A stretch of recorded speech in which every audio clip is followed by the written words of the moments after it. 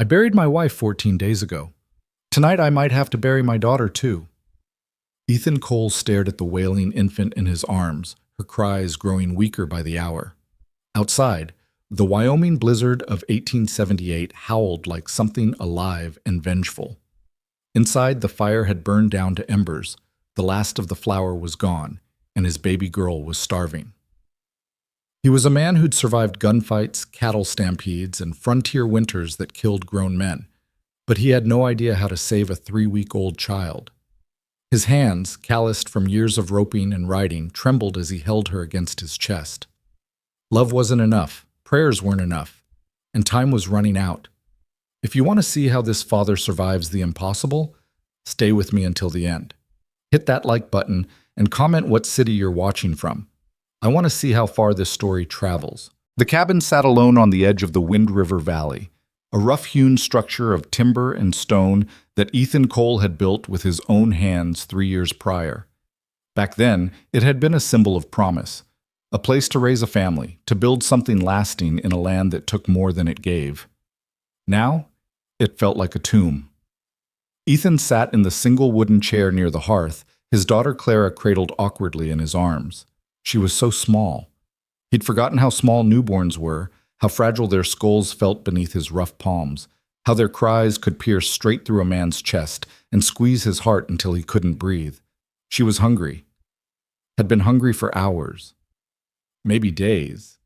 He'd lost track. The snow had started 4 days ago, gentle at first, then building into a blizzard that sealed the valley like a grave. The drifts outside were chest-high. The nearest neighbor was 6 miles down a road that no longer existed beneath the white. The town of Bentwood, where he might find a wet nurse or some kind woman willing to help, was 12 miles in the opposite direction. He tried everything he could think of. Warm water with a little sugar dissolved in it, fed to her drop by drop from a clean rag. She'd taken some, but it wasn't enough. He'd boiled scraps of dried venison into a weak broth, strained it, tried to get her to take that.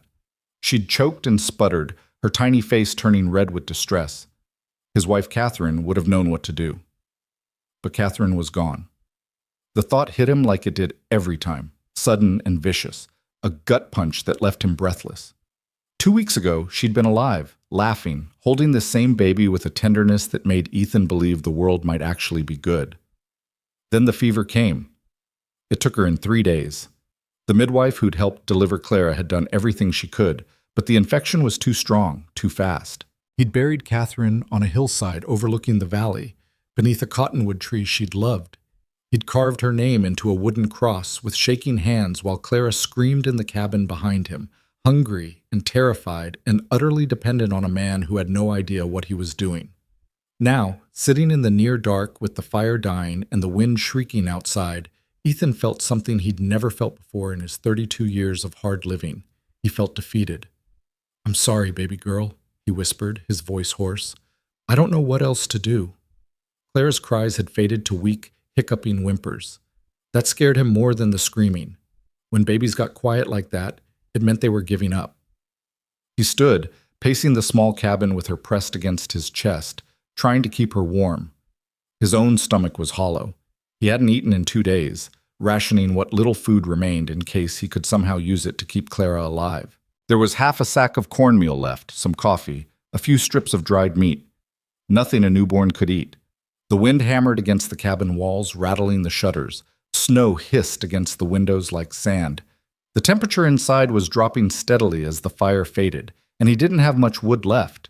He'd have to go outside soon, dig through the drifts to reach the woodpile, leave Clara alone in the cold while he worked. He hated this. Hated all of it. Hated that Catherine was gone. Hated that he was failing their daughter. Hated the helplessness that sat in his chest like a stone. He'd faced down rustlers and wolves and men who wanted him dead. He'd survived a Sioux raid that killed half his trail crew. He'd broken his leg once, 20 miles from help, and crawled back to camp over 2 days. But none of that had prepared him for this, for holding his dying child and having absolutely no way to save her. "Please," he said to the empty room, to the howling storm, to whatever might be listening. "Please, I'll do anything. Just don't take her too." The wind answered with another shriek. Clara whimpered, her little fists curling weakly against his shirt, And then, impossibly, beneath the roar of the blizzard, he heard it. A knock, 3 sharp raps against the cabin door. Ethan's head snapped up. He stared at the door, convinced he'd imagined it. No one could be out in this storm. No one would be stupid enough to travel in weather that killed cattle and horses within hours. The knock came again, louder this time. Deliberate. He crossed the cabin in 4 strides and yanked open the door. A figure stood on his threshold, nearly buried in snow, wrapped in a heavy wool cloak that was caked white with ice. The wind tore at the fabric, and for a moment all Ethan could see was the shape of a person, hunched against the cold. Then the figure looked up, and he saw her face. A woman, young, maybe 25, maybe less. Her face was red from the cold, her lips nearly blue, but her eyes were sharp and clear, a startling green that cut through the storm like lantern light. "I need shelter," she said. Her voice was firm despite the shivering. Eastern accent, Boston maybe, or Philadelphia. Definitely not from around here. "Please." Ethan stepped back without thinking, pulling the door wider. "Get inside." She stumbled across the threshold, and he shoved the door closed behind her, throwing the bolt. The sudden absence of wind made the cabin feel shockingly quiet. The woman stood dripping in the center of the room, snow melting off her cloak in streams. She had a canvas traveling bag slung over one shoulder and a wicker basket clutched in one frostbitten hand. Her skirts were soaked through, and her boots, city boots, completely wrong for this country, were falling apart. "There's a fire," Ethan said, gesturing toward the hearth. "Get warm." She didn't move toward the fire. Instead, her gaze went straight to Clara, still cradled against his chest. "The baby," she said. "Is she ill?" "Hungry." The word came out rough. "Her mother died 2 weeks ago. I don't have—" He couldn't finish. The helplessness was back, crushing. The woman's expression shifted, something sharp and decisive moving behind her eyes. She set down her bag and basket, stripped off her wet cloak with quick, efficient movements, and crossed the cabin toward him. "May I?" she asked, holding out her arms. Ethan hesitated for only a moment, then passed Clara over. The woman took the baby with a practiced ease that startled him. She settled Clara into the crook of her arm, studying her face with a calm intensity.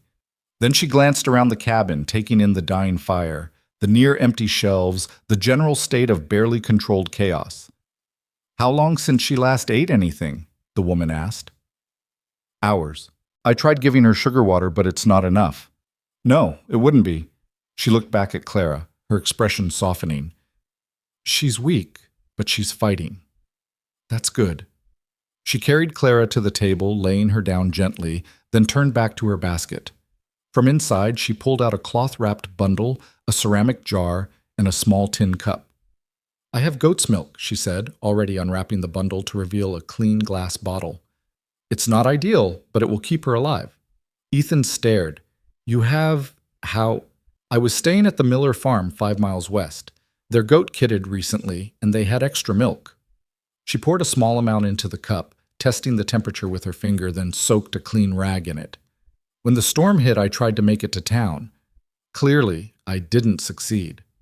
She brought the milk-soaked rag to Clara's lips, squeezing gently. A few drops fell into the baby's mouth. Clara's eyes opened. She made a weak sound. Then her mouth worked instinctively, drawing in the milk.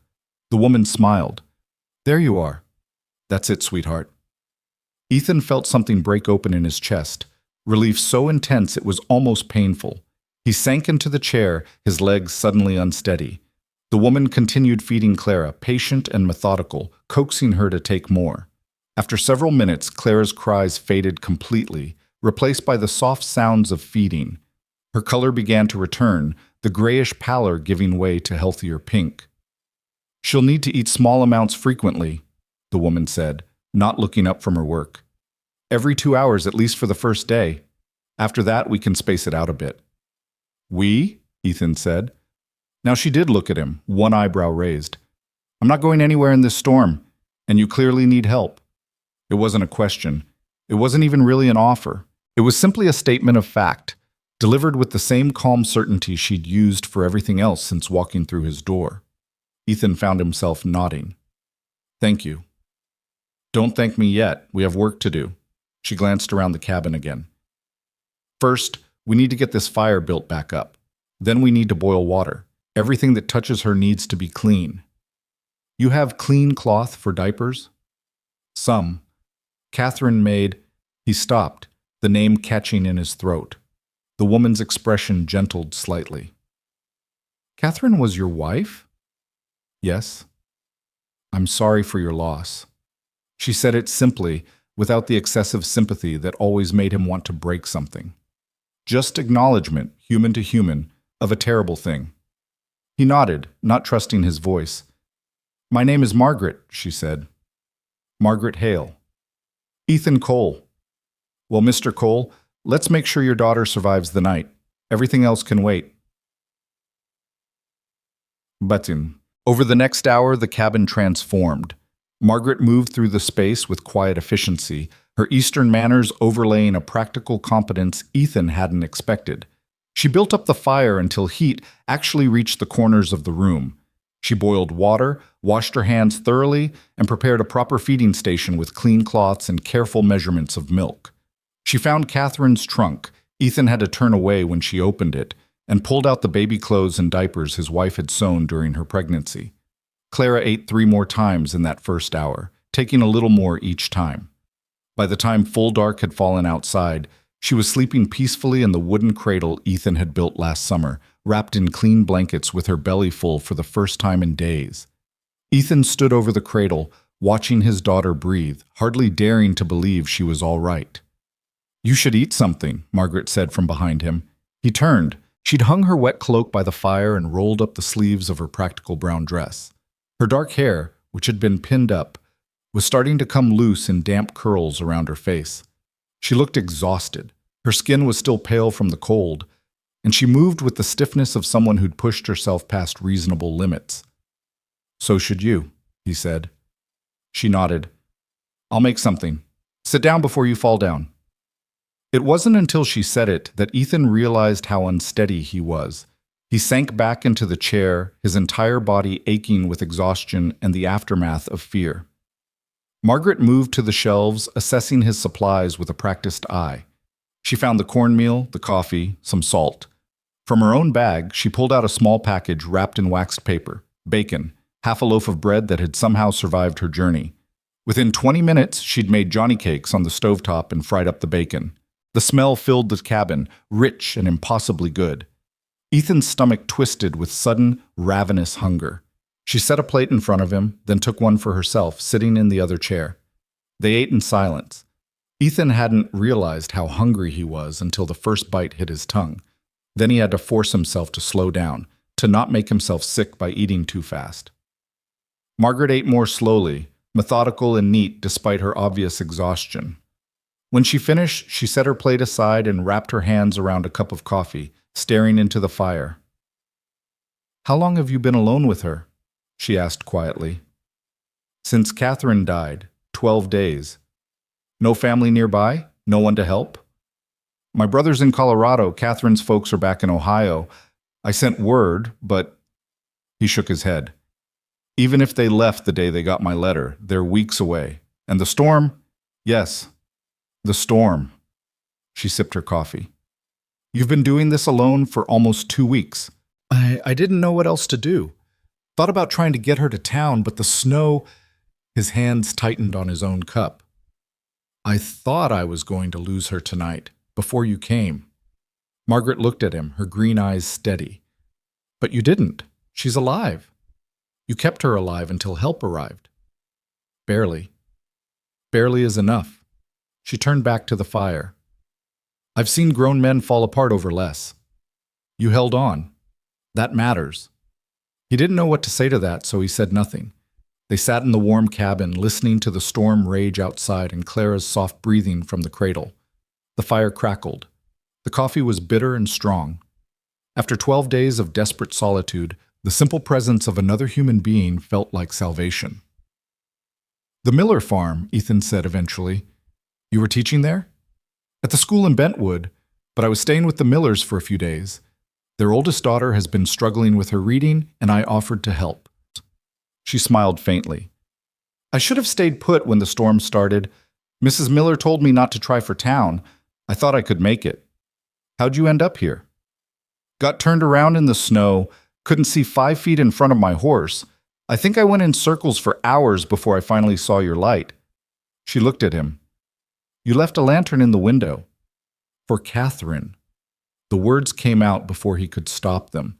I kept thinking, stupid, I know, but I kept thinking maybe if the light was there, maybe she'd... He stopped, his throat closing. Margaret didn't look away. It's not stupid, and it saved my life. So perhaps she did come back in a way, just not how you expected. The thought should have felt wrong or painful or like some kind of betrayal. Instead, it settled over Ethan like a blanket. Not comfortable exactly, but bearable. You can have the bed, he said, changing the subject before the emotion could overwhelm him again. I'll sleep out here by the fire. You're injured, Margaret said, nodding toward his leg. He frowned. I'm not. You're favoring your left side when you walk. Have been since I arrived.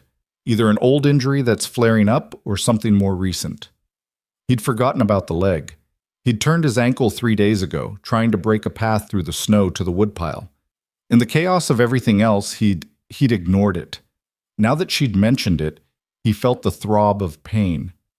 It's nothing, he said. Of course it is. She stood, gathering the plates. Which is why you'll take the bed, and I'll wake every 2 hours to feed Clara. You need to rest properly, Mr. Cole, or you'll be no use to your daughter at all. It was delivered with the same calm certainty as everything else. Not quite in order, but not leaving much room for argument either. Ethan wanted to protest, wanted to insist he could manage, that she was the guest, that he didn't need help, but the exhaustion was pulling at him like lead weights, and the thought of actually lying down, of sleeping more than 30 minutes without startling awake in panic. All right, he said. Margaret nodded, satisfied. Good. Now go, before you collapse where you stand. Take. The bed still smelled like Catherine. Ethan lay in the darkness, staring at the ceiling, breathing in the faint scent of lavender soap and the particular warmth that had been his wife. He hadn't changed the sheets since she died, hadn't been able to bring himself to erase that last trace of her. Now he lay where she'd lain, where she'd held Clara for the first and only time, where she'd smiled at him 3 weeks ago and told him their daughter was perfect. Grief washed over him, familiar and crushing, but this time, underneath it, there was something else, something that felt almost like hope. Clara was alive, sleeping peacefully in the next room, her belly full, her color good. She would see tomorrow, and the day after that, and all the days that came after, if Ethan could just hold on long enough. A stranger had appeared out of a killing storm and saved his daughter's life. He didn't believe in providence exactly. Didn't believe in divine intervention or fate or any of the things the circuit preacher talked about when he came through twice a year. But he believed in this. Sometimes, when you were broken down to nothing, when you'd used up all your strength and all your hope and all your prayers, sometimes the world gave you something anyway. Sometimes help arrived, unexpected and unasked for, knocking on your door in the middle of a blizzard. Through the door, he heard Margaret moving quietly around the cabin, settling things for the night. Heard the soft creak of the rocking chair as she sat. Heard her begin to hum something, a lullaby maybe, or just a tune to fill the silence. Ethan closed his eyes. For the first time in 2 weeks, he slept. He woke to the sound of Clara crying, not the desperate, weak sound from before, but a healthy, demanding wail that made his heart leap with relief even as it dragged him from sleep.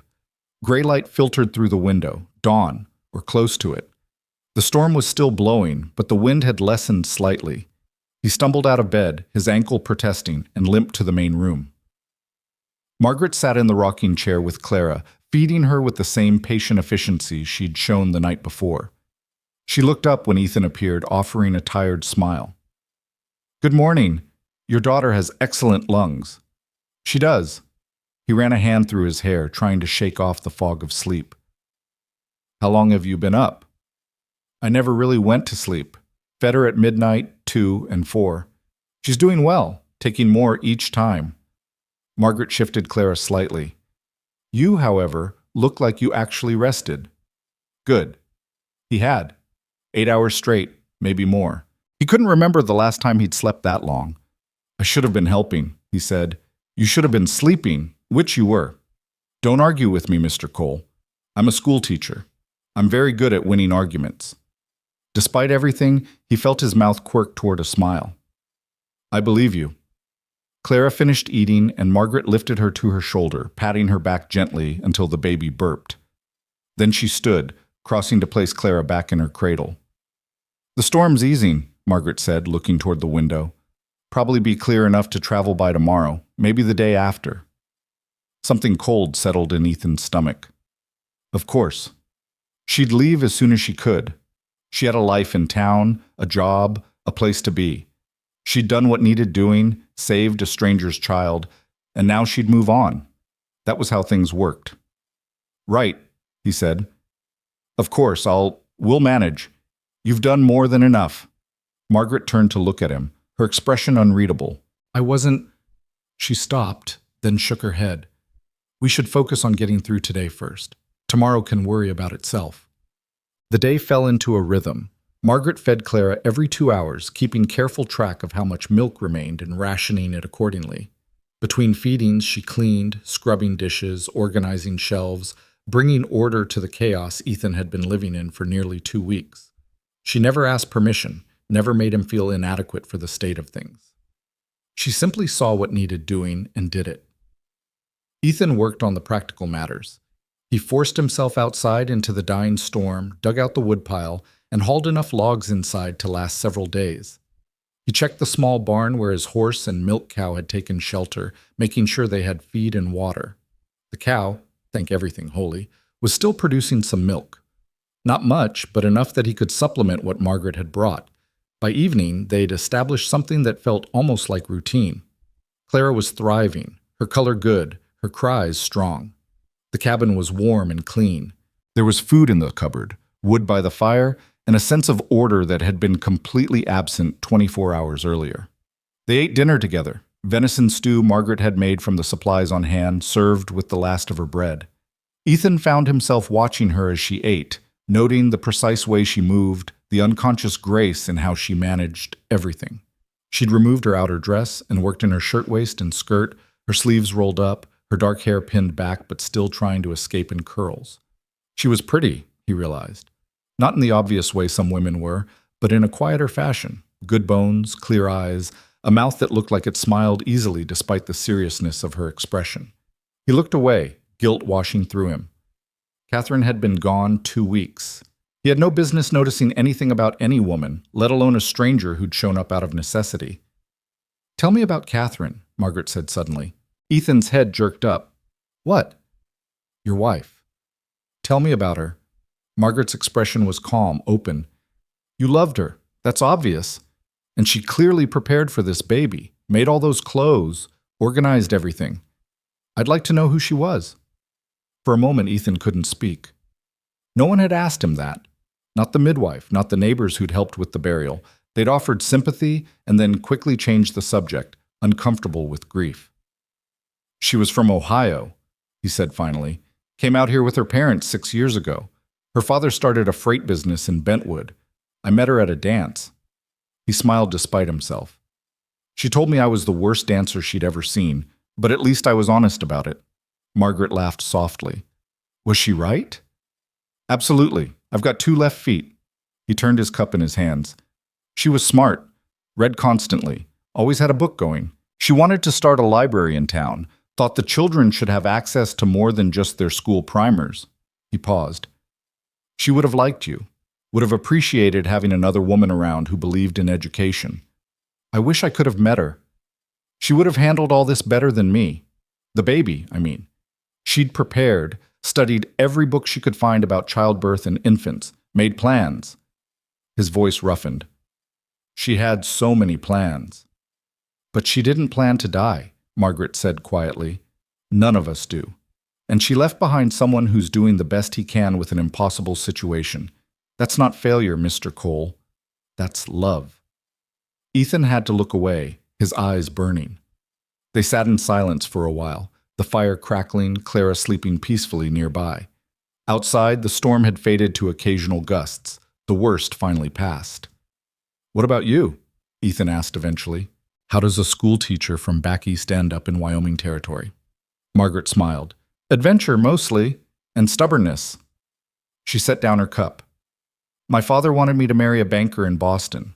Very respectable, very boring, very predictable. I wanted to actually do something with my life.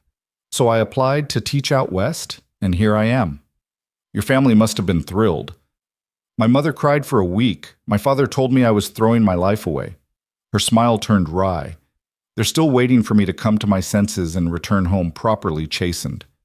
Will you? No. She said it with absolute certainty. I like it here. I like teaching children who actually want to learn, who don't take education for granted. I like the space, the honesty of the frontier. People are what they are out here. There's no room for pretense when you're just trying to survive. Ethan found himself nodding. That's true enough, though I could do without the blizzards. She glanced toward the window. In Boston, snow was charming. Here, it's deadly. Usually we get more warning. This one came up fast. How long do they typically last? Depends. Could be clear tomorrow. Could snow for another 3 days. He stood, wincing as his ankle protested. Either way, you're welcome to stay as long as you need. Margaret met his eyes. Thank you, Mr. Cole. That's very kind. Ethan, please. Mr. Cole makes me feel like my father. Then you should call me Margaret. She stood as well, gathering the dishes. And now you should rest that ankle before it gets worse. I'll handle Clara's next feeding. He wanted to argue, but the ankle was throbbing and the exhaustion was creeping back. You need sleep too. I'll rest when she rests. We have a system now. It's working. Don't disrupt it out of some misplaced sense of duty. She was right. He knew she was right. But accepting help still felt wrong somehow, like he was failing at something fundamental. Ethan, Margaret said, her voice softer, let someone help you. There's no shame in it. He looked at her, this stranger who'd appeared out of a storm and saved his daughter's life, who'd brought order and warmth and competence into his collapsing world, who was standing in his cabin looking at him with understanding instead of pity. All right, he said. Thank you for everything. She smiled. You're welcome. Now go lie down before I make it in order. That night, lying in bed while Margaret rocked Clara in the next room, Ethan stared at the ceiling and let himself feel something he hadn't felt since Catherine died. Gratitude. Not just for the practical help, though, that was significant, but for the simple fact of not being alone anymore, even if only temporarily. For having another adult presence in the cabin, someone who could share the weight of keeping a tiny human alive. For conversation and shared meals, and the knowledge that if something went wrong, he wouldn't have to face it by himself. Tomorrow, Margaret would probably leave. The storm was breaking, and she had responsibilities in town. But tonight, for one more night, Clara was safe and fed and sleeping peacefully. Tonight, that was enough. But tomorrow didn't come the way Ethan expected. He woke to find the storm had returned with a vengeance, wind screaming against the cabin walls like something furious and alive. Snow fell so thick he couldn't see the barn 30 feet away. The temperature had dropped viciously overnight, frost forming patterns on the inside of the windows despite the fire burning in the hearth. Margaret was already up, feeding Clara by lamplight. She looked exhausted, dark circles under her eyes, her movements slower than the day before. She'd been up all night again, he realized with a guilty twist in his gut. Storm came back, she said without looking up, as if she'd felt him watching. Worse than before.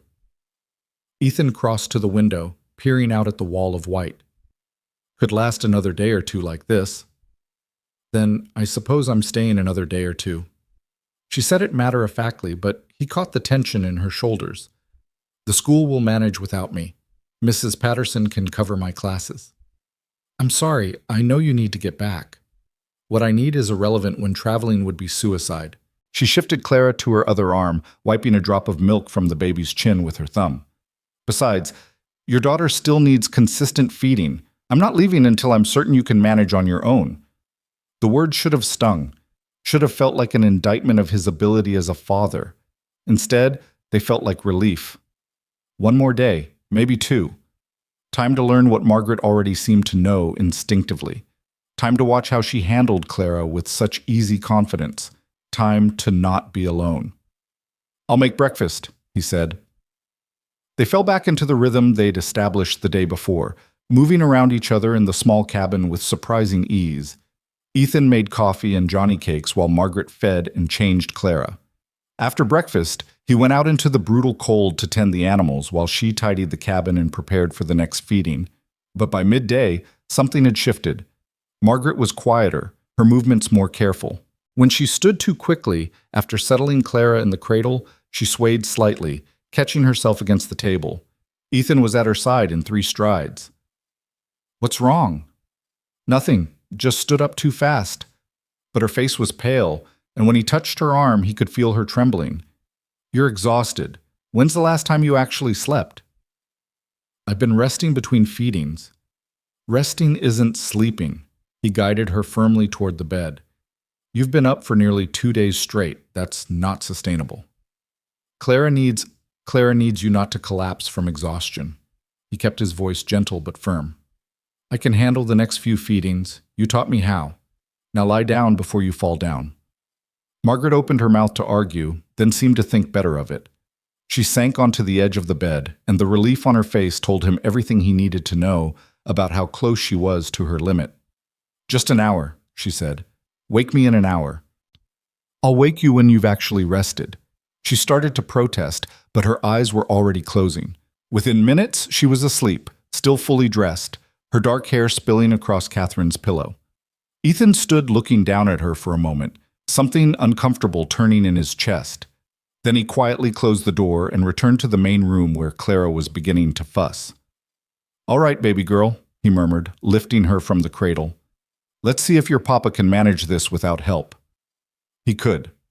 Margaret had shown him how to warm the milk to the right temperature, how to soak the clean cloth just enough, how to hold Clara at the correct angle so she wouldn't choke. It was slower than when Margaret did it, more awkward, but Clara ate and settled back to sleep without incident. Success felt absurdly good. He spent the afternoon doing small tasks, mending a weak spot in the cabin wall where wind whistled through, organizing the dwindling food supplies, whittling a new peg for the coat rack that had broken.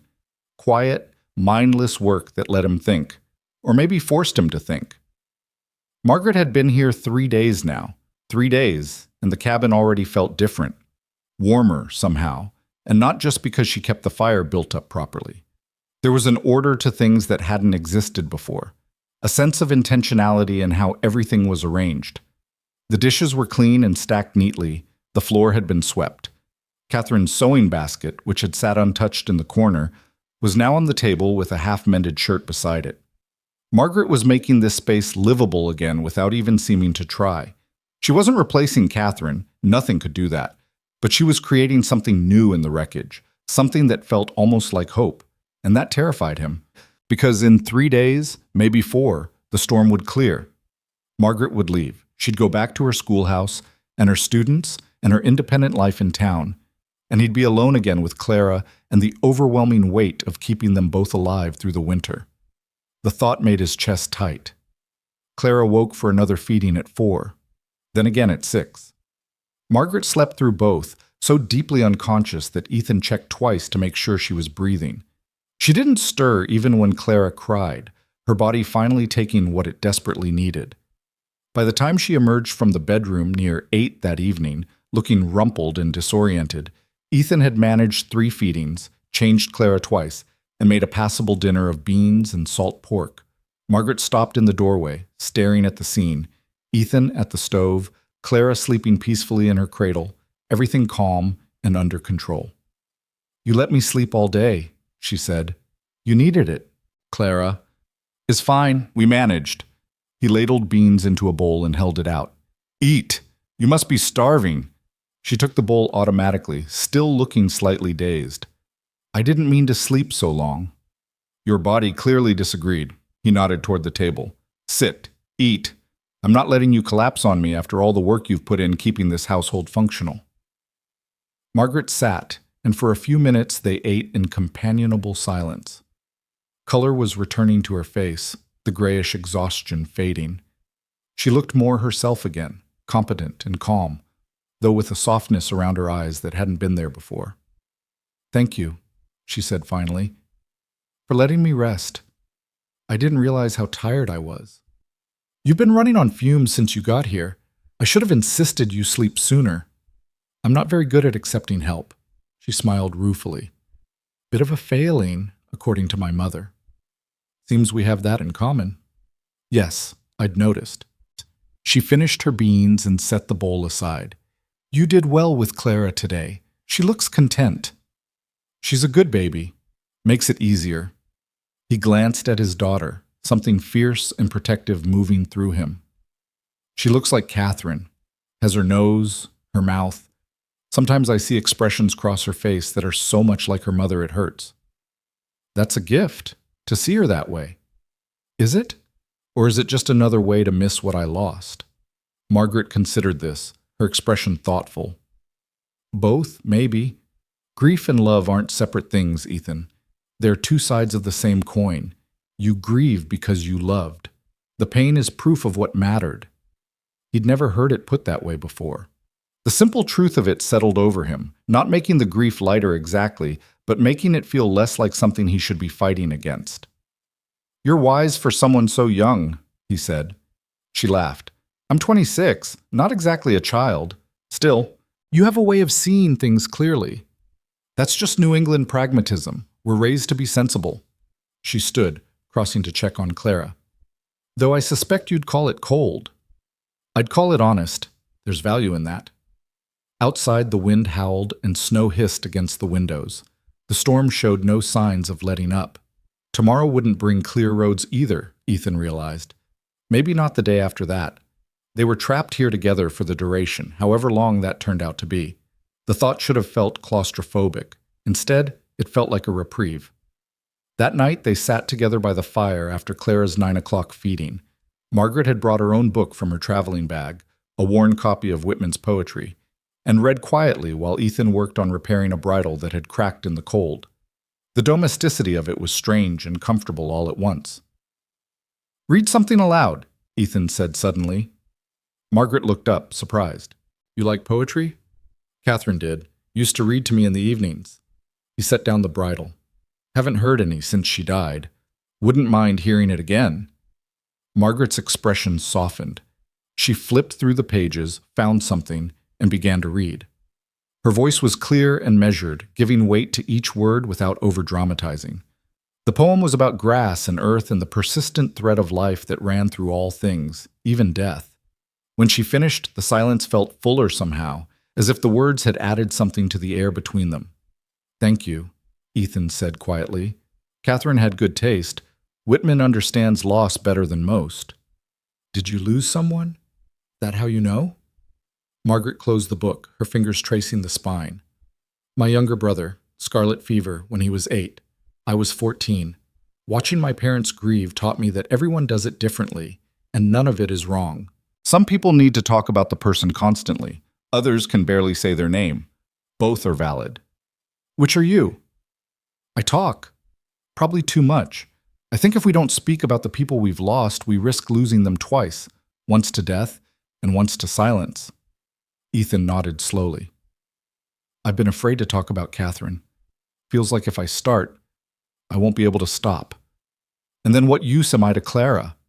You're allowed to grieve and parent at the same time. They're not mutually exclusive." She leaned forward slightly. "Tell me one thing about her, just one. Something that made you smile." He didn't have to think long. She sang off key. Absolutely terrible voice, but she'd sing anyway, usually while cooking. Hymns mostly, though she'd make up her own words if she forgot the real ones. Drove me crazy sometimes, but now, his voice caught. Now I'd give anything to hear it one more time. What was her favorite thing to cook?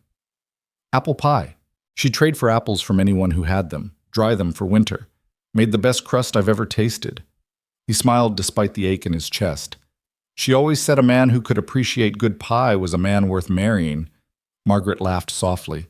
She sounds wonderful. She was. She really was. And saying it out loud, sharing it with someone who listened without trying to fix him or make him feel better, helped. Not healed. That would take time he couldn't imagine. but helped. They talked late into the night, trading stories. Margaret told him about teaching, about the children who struggled and the ones who thrived, about the satisfaction of watching someone's face light up when they finally understood something difficult. Ethan told her about ranching, about the brutal honesty of working with animals and weather and land that didn't care about your plans or feelings. Somewhere around midnight, Clara woke crying, and they both stood to tend to her, then laughed at themselves, nearly colliding in the small space. "I'll get her," Margaret said. "You've been up since dawn. So have you." "Yes, but I slept most of the day. Your turn tomorrow." She lifted Clara, swaying slightly as the baby fussed. "Besides, I think she likes my singing better than yours." "I haven't sung to her at all." "Exactly. You're wise beyond your years, Ethan Cole." He smiled despite himself, settling back into his chair while Margaret fed Clara and hummed something low and soothing. The lamplight cast warm shadows across the cabin. The fire crackled. Outside, the storm continued, but inside, everything felt protected and separate from the harsh world beyond the walls. This, Ethan thought, this is what I've been missing. Not just help with practical tasks, but companionship, conversation, another human presence to share the weight of existence. He'd forgotten how lonely he'd been until Margaret arrived and showed him what not being alone felt like. The next morning brought no change in the weather. If anything, the storm intensified, the temperature dropping so low that frost formed thick on every surface, and the fire had to be stoked constantly just to keep the cabin bearable. Margaret took one look outside and shook her head. "We're not going anywhere today either." "Sorry, I know you need to get back." "Stop apologizing for the weather. Neither of us controls it." She moved to the stove, starting coffee with the practiced ease of someone who'd been doing this for years rather than days. "Besides, there's work to be done here. When's the last time you inventoried your supplies properly?" "I haven't. Not since Catherine got sick." "Then that's today's project. We need to know exactly what we have, what we need to preserve, and how to make it last until spring." She was right, of course. Ethan had been living day to day, using whatever was closest without thinking about the long term. Now, watching Margaret move through the cabin with calm efficiency, he realized how close he'd come to disaster even before Clara was born. He'd been so focused on Catherine's illness, then her death, then keeping the baby alive, that he'd neglected the basic mathematics of survival. They spent the morning taking stock. Margaret wrote everything down in a small notebook she produced from her bag, her neat handwriting filling page after page. Flour, 12 pounds. Cornmeal, 8. Coffee, barely a pound. Sugar, gone. Salt, plenty at least. Dried beans, some venison, a little bacon. The cow was producing milk, but not much, and the hay supply was limited. The chickens, 3 of them huddled in the barn, had stopped laying because of the cold. "It's not good," Margaret said finally, reviewing her notes. "But it's manageable if we're careful. The milk from the cow can feed Clara and supplement our own meals. The chickens might start laying again once the weather breaks. We'll need to ration the flour and cornmeal carefully." "We?" Ethan said. She glanced up, something flickering across her face. "Figure of speech. Obviously, once I'm back in town, you'll be managing on your own." But the way she said it didn't sound like someone planning to leave soon.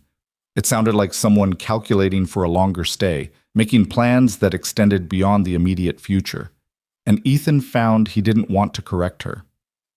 That afternoon, while Clara slept and the storm raged, Margaret insisted on teaching Ethan how to do Clara's feedings properly from start to finish, warming the milk, testing the temperature, cleaning everything thoroughly, recognizing the signs that she'd had enough or needed to burp. "You can't rely on me being here," she said, demonstrating the correct angle to hold the bottle they'd improvised from one of her glass jars. "You need to be able to do all of this yourself, confidently, so Clara stays healthy." "I know, I'm learning." "You're doing well, but there's a difference between managing with help and managing alone. We need to make sure you can handle the latter." The practicality of it should have felt clinical, but instead it felt like care. Margaret wasn't just helping him survive the immediate crisis. She was preparing him for everything that would come after she left, teaching him to be the father Clara needed, equipping him with skills that would matter long after the storm cleared and life returned to its normal isolation. By evening, Ethan could complete a full feeding routine without assistance. It wasn't as smooth as when Margaret did it, but it was competent, functional, good enough to keep his daughter alive and thriving. There, Margaret said, watching Clara settle contentedly after eating. Now I can leave without worrying you'll both starve the moment I'm out the door. She said it lightly, but something in her voice caught, as if the thought of leaving wasn't quite as simple as she was pretending. Ethan looked at her, really looked at her. She'd been here almost 4 full days now, trapped in a cabin with a grieving stranger and a newborn, working herself to exhaustion to help people she had no obligation toward. She should be eager to escape back to her own life, her own space. She should be counting the hours until the weather cleared. But she wasn't. He could see it in the way she moved around the cabin, and how she'd arranged her few belongings as if settling in rather than passing through, and how she looked at Clara with something that went beyond duty or even kindness. She cared. About Clara. Maybe even about him. And he'd started to care back, in ways that terrified him because Catherine had only been gone 2 weeks, and what kind of man noticed another woman so soon after burying his wife? Margaret, he started, not sure what he was going to say, but Clara chose that moment to spit up spectacularly, and the moment shattered into laughter and quick action as they both rushed to clean her up. By the time the baby was changed and settled, whatever Ethan had been about to say felt too complicated to resurrect. That night, he lay awake in Catherine's bed, listening to Margaret move quietly in the main room, and forced himself to face an uncomfortable truth. He didn't want her to leave, not just because she was helpful, though she was, not just because she made managing Clara easier, though she did, but because she'd brought something back into his life that he thought had died with Catherine, the simple human comfort of not being alone, of having someone to talk to share meals with, to look at across the fire, and know they understood without needing to explain. He liked her, genuinely liked her, in a way that had nothing to do with desperation or convenience and everything to do with who she was, practical and kind and honest, funny and unexpected moments, capable of gentleness without being weak. And that felt like a betrayal of everything Catherine had been, everything they'd built together in 3 short years of marriage. Guilt washed through him, familiar and crushing. Catherine was barely cold in the ground. Their daughter was 3 weeks old. This was the worst possible time to feel anything for anyone, and Margaret deserved better than being some widower's desperate grab at comfort in the aftermath of loss. He'd keep his distance, stay professional, let her teach him what he needed to know, and then let her go when the weather cleared, back to her own life where she belonged. It was the right thing to do. The only thing to do. Even if the thought of it made the cabin feel emptier already. The storm finally broke on the 6th day. Ethan woke to silence, real silence, without wind screaming or snow battering the walls. Pale sunlight filtered through the windows, weak but present. When he looked outside, the world was buried under several feet of snow, glittering white in every direction, but the sky was clear. Margaret was already up, staring out the window with an expression he couldn't quite read. "It's clearing," she said without turning around. "Yes. The road will still be impassable, but by tomorrow, maybe the day after, I could make it to town if I'm careful." Probably. He crossed to stand beside her, looking out at the transformed landscape. "If you want to try." "I should." But she didn't sound certain. "The school? We'll manage without you a bit longer, if they've managed this long." She turned to look at him, and in the clear morning light he could see every detail of her face, the faint freckles across her nose, the gold flecks in her green eyes, the way her mouth curved slightly even when she wasn't smiling. "Ethan," she said quietly, "what are we doing here?" He knew exactly what she meant. This thing that had grown between them over 6 days trapped together, this connection that felt bigger than just circumstantial proximity. The easy way they moved around each other, the conversations that stretched late into the night, the moments when their hands brushed and neither of them pulled away quite as quickly as they should have. "I don't know," he admitted, "but I know I'm not ready for you to leave yet." She held his gaze, something vulnerable and uncertain in her expression. "Your wife just died. You're grieving. This might just be—" "It's not just that." He turned to face her fully. "I won't pretend I'm not a mess, Margaret. I am. I'm grieving and lost and barely holding it together most days. But you, being here with you, it's not about filling some void or finding a replacement for what I lost. You're not Catherine, you're yourself, and I like who that is. I like who you are too, she said softly. But I'm not sure that's enough. Not sure it's fair to either of us, not when everything is so complicated. Life's always complicated out here. Doesn't get to stop being hard just because the timing's inconvenient. She almost smiled at that. No, I suppose it doesn't. Clara cried from the cradle, breaking the moment. Margaret moved automatically to tend to her, and Ethan let her go, his heart hammering in his chest.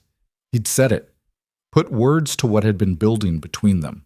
Now they'd have to figure out what that meant, if it meant anything at all, or if Margaret would leave as soon as the roads cleared and never look back.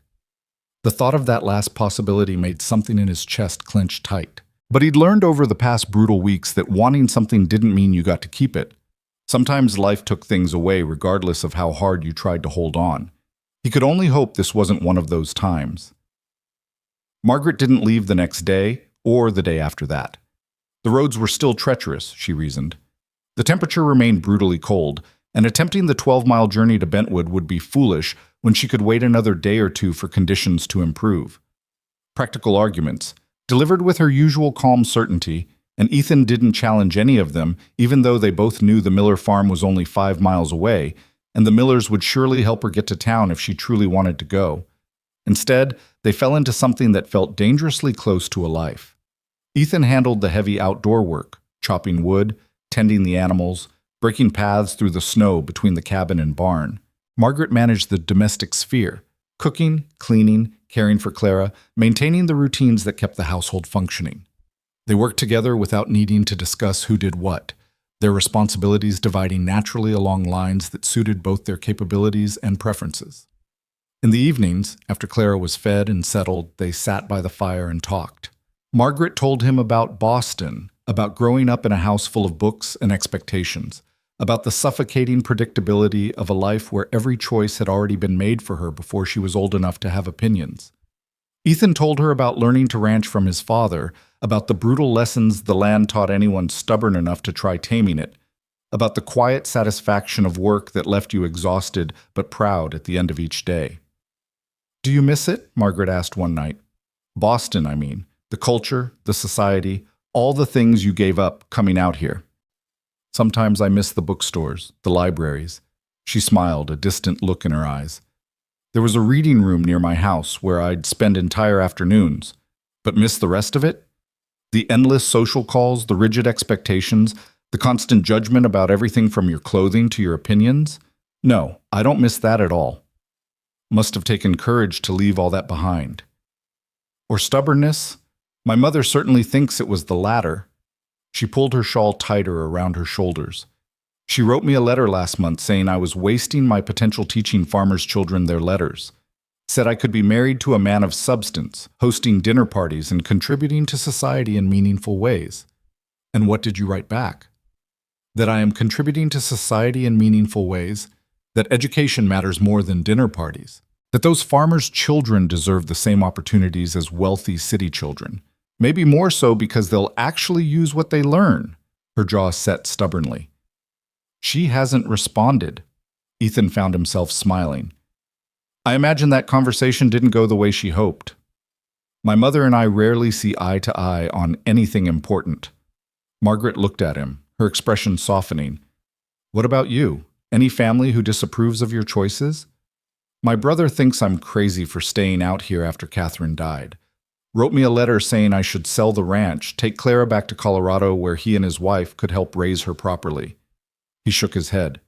"But this is Clara's home. Catherine's buried here. Everything we built is here. I'm not abandoning that just because it got hard." "No, you wouldn't." She said it with a certainty that made something warm unfold in his chest. "You're not the abandoning type." "How can you tell? You've only known me a week, almost 2 weeks now. And I'm a good judge of character. Comes with teaching. You learn to read people quickly." She tilted her head, studying him. "You're loyal to a fault, Ethan Cole. You commit to things and see them through even when it costs you. It's one of your better qualities." "You say that like there are worse ones." "Oh, there are. You're stubborn. You don't ask for help even when you desperately need it. and you carry guilt around like it's a virtue instead of a burden." But she said it gently, without judgment. Still, the good outweighs the bad, by a considerable margin. He didn't know what to say to that, so he changed the subject, asking her about the students she taught. She lit up talking about them, the shy girl who'd finally started speaking up in class, the boy who struggled with reading but excelled at mathematics, the teenager who wanted to be a lawyer despite his family insisting he was needed on their farm. "That's what I love about teaching," Margaret said, her eyes bright with passion. "Watching someone discover they're capable of more than they thought possible. Seeing that moment when something clicks and their whole face changes. It's better than anything I experienced in Boston, better than any accomplishment my mother values." Ethan understood. He'd felt the same way about ranching before Catherine got sick. That deep satisfaction of building something with your own hands, of seeing tangible results from hard work and dedication. He'd lost that feeling in the chaos of grief and survival, but talking to Margaret, seeing her passion for her own work, reminded him it was possible to find meaning again even after loss tried to strip everything away. On the 10th day after Margaret's arrival, Clara smiled for the first time. It was late morning, and Margaret was changing the baby's diaper while Ethan cleaned the breakfast dishes. She'd been talking to Clara in that gentle, steady voice she used, explaining exactly what she was doing, as if the baby could understand every word. "There we are, sweet girl, all clean and dry. Don't you feel better? I certainly would. Now let's get you dressed in this lovely gown your mama made. See the stitching? She was very talented with a needle, your mama. You'll learn that as you grow. You'll learn all about her, all the things that made her special." And Clara, looking up at Margaret's face with those serious infant eyes, smiled. A real smile, not gas or some random muscle movement, but a genuine expression of happiness that transformed her tiny features. Margaret gasped, "Ethan, come look!" He was there in 3 strides, leaning over to see. Clara's smile had already faded, but as he came into view, she did it again, a wobbly, uncertain smile that lasted maybe 2 seconds before disappearing. Ethan felt his throat close up. She smiled. She smiled! Margaret's own smile was radiant. "Oh, Clara, you clever girl. That's wonderful. That's so wonderful." She scooped the baby up, holding her close, and Ethan found himself reaching out instinctively to touch his daughter's cheek. His hand brushed Margaret's shoulder in the process, and neither of them moved away. They stood there together, bent over Clara, sharing this moment that should have been Catherine's. The thought brought a sharp pang of grief, but underneath it was something else. Gratitude that Margaret had been here to see it, that he hadn't been alone when his daughter first smiled at the world. "Catherine would have been so proud," Margaret said softly, as if reading his thoughts. "Her daughter is thriving, Ethan. You did that. You kept her alive long enough for me to find you, and together we've gotten her to this point. That matters." He nodded, not trusting his voice. Margaret shifted slightly, turning so they were facing each other with Clara between them, and in that moment they felt less like a widower and a temporary helper and more like something else, something that had no name yet but was growing stronger every day. Margaret's expression changed, something vulnerable moving through her eyes. "I should go, soon. The weather's been clear for days now, and I can't keep making excuses." "Do you want to go?" "That's not the right question." "What is?" "Whether staying is fair to either of us." She looked down at Clara. "I've been here almost 2 weeks, Ethan. People in town will talk. About you, about me, about what it means that I've been living in a widower's cabin unchaperoned. My reputation—" "To hell with your reputation." The words came out fiercer than he intended. "You saved my daughter's life. Anyone who wants to judge you for that can answer to me." "It's not that simple. You know it's not." "Why not? Why does everything have to be complicated?" He shifted so he could see her face better. "You want the truth? I don't want you to leave. Not because I need help with Clara, though I do. Not because it's convenient, though it is. But because I like having you here. I like talking to you. I like who I am when you're around, and if that makes me selfish, then I'm selfish." Margaret's breath caught. "Your wife is dead, and I miss her every day. I'll probably miss her for the rest of my life. But she's gone, Margaret, and I'm still here, and Clara's still here, and we need—" He stopped, struggling to find words for something he barely understood himself. "I'm not asking you to replace her. I'm not even asking you to stay permanently. I'm just asking you not to leave yet. Not because it's proper or because people might talk, but because you want to go. And if I don't want to go, then don't." They stared at each other over Clara's head, the cabin silent except for the baby's soft breathing and the crackle of the fire. Margaret's eyes were bright with unshed tears, her face more open than he'd ever seen it. "This is madness," she whispered. "Complete madness." "Probably. People will talk." "Let them. My mother will be horrified." "She already thinks you're wasting your life out here. Might as well give her something real to disapprove of." Margaret laughed despite herself, a watery sound that was half sob. "You're terrible at courtship. Has anyone ever told you that?" "Catherine did, frequently." He managed to smile. "But she married me anyway. She must have been very patient. Or very stubborn." He reached out, touching Margaret's cheek with his calloused fingertips. "Stay, please. At least through winter. Help me figure out how to be a father to Clara. And let's just see what this is between us. No promises, no expectations. Just time to figure it out." Margaret closed her eyes, leaning into his touch. When she opened them again, they were clear and decided. "Through winter," she said. "But we do this properly. I'll stay as Clara's nursemaid and your housekeeper. Separate sleeping areas, proper behavior. If we're going to see what this is, we're doing it with some respect for decorum, or I'll never be able to look my students in the eye again." Relief flooded through him. "Whatever you want, however you want to do this. And you tell people the truth, that you hired me to help with Clara after Catherine died. That keeps it respectable." "I did hire you, or I would have, if you'd given me the chance to offer before just taking over." She smiled properly this time, warm and real. "See, we're not even lying, just managing the truth carefully." Clara chose that moment to demand attention with a loud cry, and they both moved to tend to her, the awkwardness of the moment before dissolving into familiar routine. But everything had shifted. The air between them felt different, charged with possibility, and the weight of decisions made and decisions still to come. Margaret wasn't leaving. Not yet. Maybe not for months. They had time. The next morning, Ethan rode out to the Miller farm to explain the situation. The Millers were good people, practical and unsentimental, and they accepted his story that he'd hired Margaret to help with Clara through the winter, without excessive questions.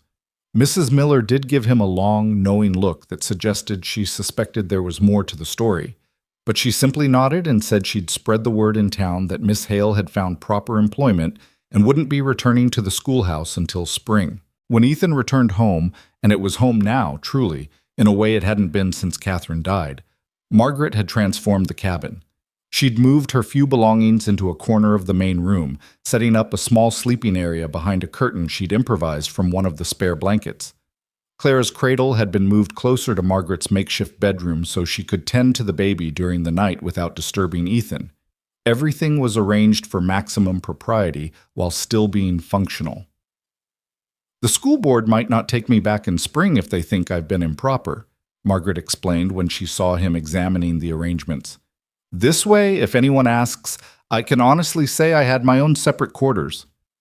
"You've thought this through." "I always think things through. It's a failing, according to some." "I'd call it a strength," she smiled. "You would. That's one of the things I like about you. You don't mistake caution for cowardice." Over the following weeks, they built a routine that worked. Ethan handled the ranch work and heavy labor. Margaret managed the household in Clara's care, though Ethan was increasingly capable with his daughter and took over more of her feedings and daily care. They cooked together, ate together, spent their evenings talking or reading while Clara slept nearby. And slowly, carefully, they learned each other. Ethan learned that Margaret sang while she worked, under her breath, usually hymns, but sometimes popular songs she'd heard in Boston. That she had strong opinions about everything from education policy to the proper way to make biscuits. That she read voraciously, anything she could get her hands on, and retained nearly everything with perfect recall. That she was funny in unexpected ways, dry humor delivered with a straight face that caught him off guard and made him laugh despite himself. Margaret learned that Ethan was quieter than he seemed, that his silences weren't emptiness but thoughtfulness. That he noticed small details, when she was tired, when something was bothering her, and adjusted his behavior accordingly without making it obvious, that he had a gift with animals and could gentle even the most skittish horse with patience and soft words, that he carried his grief privately but deeply, and sometimes needed space to sit with it alone. They learned to read each other's moods, to know when to talk, and when to simply be present in comfortable silence. They learned to navigate the small cabin without constantly colliding, to anticipate each other's needs and movements. They learned the rhythm of life together, the particular music of two people building something new from the wreckage of loss. And through it all, Clara grew. She gained weight, her cheeks filling out, her limbs becoming pleasantly chubby. She started sleeping longer stretches at night. Her eyes began to focus properly, tracking faces and objects. She discovered her hands and would stare at them for long minutes, fascinated by her own fingers. One evening in late February, when Clara was 6 weeks old, Ethan found Margaret standing at the window, staring out at the twilight. "What are you thinking about?" he asked, coming to stand beside her. "My mother's letter, the one I got today." She'd ridden into town that morning to collect mail and a few supplies. "She's still trying to convince me to come home. Says I'm throwing away my future for a foolish adventure that will end badly." "Do you think she's right?" "No, but I wonder sometimes if I'm being fair to you, to Clara." She turned to face him. "I'm not her mother, Ethan. I can never be that. And you're not looking for a wife. You're grieving and lonely and trying to survive. What happens when you don't need me anymore? When Clara's older and you've learned to manage on your own? Do I just leave? Go back to teaching and pretend this never happened? Is that what you think this is? Just convenience?" "I don't know what this is. That's the problem." Ethan took a breath, choosing his words carefully. "You're right that I'm grieving. That's not going to stop anytime soon. And you're right that I needed help desperately when you arrived. But Margaret, the reason I asked you to stay wasn't about need. It was about want. I wanted you here, still want you here. And not because you're convenient or useful, but because you make this place feel like it could be a home again someday." "Someday," she echoed. "But not now. Not yet. I won't lie and say I'm ready for whatever this is becoming. But I'm not asking you to wait around forever while I figure myself out either. I'm just asking for time, to grieve properly, to learn how to be Clara's father, to see if what I feel for you is real or just desperation wearing a prettier face. And what if it is just desperation? Then I'll tell you that honestly, and you can decide what to do with it." He moved closer, not touching but near enough that he could see the gold flecks in her eyes. "But I don't think it is. I think this is real, Margaret. Inconvenient and complicated and probably too soon, but real. And I think you feel it too, or you wouldn't still be here." She held his gaze for a long moment, then nodded slowly. "I do feel it, and it terrifies me." "Me too." "So what do we do about it?" "We keep doing what we're doing, take it day by day. And when spring comes, if this still feels real, we figure out what that means." He risked reaching for her hand, lacing their fingers together. "I can't promise you forever, Margaret. Can't even promise you next month, but I can promise I'll be honest with you, and I'll do my best not to hurt you, and I'll respect whatever decision you make about staying or leaving." Margaret looked down at their joined hands, then back up at his face. "That's more than most men would offer." "You deserve more than most men would offer." She smiled, sad and hopeful all at once. "My mother would say I'm being a fool, that I should leave now before I get more attached, before this becomes something that ruins my prospects." "What do you say?" "I say, your mother-in-law made excellent biscuits, and someone needs to teach me her recipe." She squeezed his hand. "I say Clara deserves to have people in her life who love her, and I'm already halfway there. I say winter's long and cold, and leaving now would be poor timing." "And in spring?" "In spring, we'll see." She stepped back, releasing his hand reluctantly. "But until then, we do this right. No gossip, no impropriety, nothing that would give people reason to judge either of us." "Agreed." "And you talk to me, Ethan. When you're grieving, when it gets hard, when you need space, don't just bottle it up and pretend everything's fine. Same goes for you. You've given up your whole life to be here. That has to be difficult sometimes." "Sometimes," she admitted, "but less difficult than going back would be." She glanced toward Clara's cradle. That baby needs both of us right now. Everything else can wait." And so they waited. Through the rest of February and into March, as winter slowly began its grudging retreat, the days grew imperceptibly longer. The snow started to melt in patches, revealing brown grass underneath. The chickens began laying again.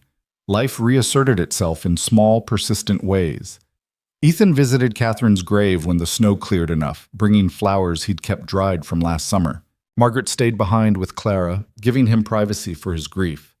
He sat on the hillside for an hour, telling his dead wife about their daughter, about how well she was doing, about the woman who'd saved her life and was helping raise her. "I think you'd like her," he said to the wooden cross. "She's smart and kind and good with Clara. Not trying to replace you, no one could. But she's helping us survive this, Catherine, helping us become something more than just survival." He touched the cross gently. "I hope that's all right. Hope you'd understand. I loved you, still do, but I think maybe I could love her too, eventually, if that's where this goes. Is that wrong? Tell me if it's wrong." The wind rustled through the cottonwood branches. A hawk cried somewhere distant. The valley stretched out below, beautiful and harsh and indifferent. No answers came, but Ethan didn't really need them. Catherine was gone. He was here. And life, in its relentless way, kept demanding he choose to keep living it. He walked back to the cabin with lighter shoulders, ready to face whatever came next. What came next arrived on a mild afternoon in late March, when the snow had mostly melted and the first brave shoots of green were beginning to push through the mud. Margaret was hanging laundry on the line Ethan had strung between two posts, Clara sleeping peacefully in a basket nearby, when a wagon appeared on the road. Visitors were still rare this early in spring, and Margaret shaded her eyes against the sun to see who was coming. Two women sat in the wagon seat, one older, gray-haired and stern-faced, the other younger with sharp eyes and a mouth set in a thin line of disapproval. Margaret recognized them both from her brief time in Bentwood before the storm. Mrs. Patterson, the woman who'd taken over her teaching duties, and Mrs. Holbrook, the minister's wife and self-appointed guardian of the town's moral standards. Margaret's stomach sank. This wasn't a social call. Ethan emerged from the barn, saw the wagon, and crossed to stand beside Margaret.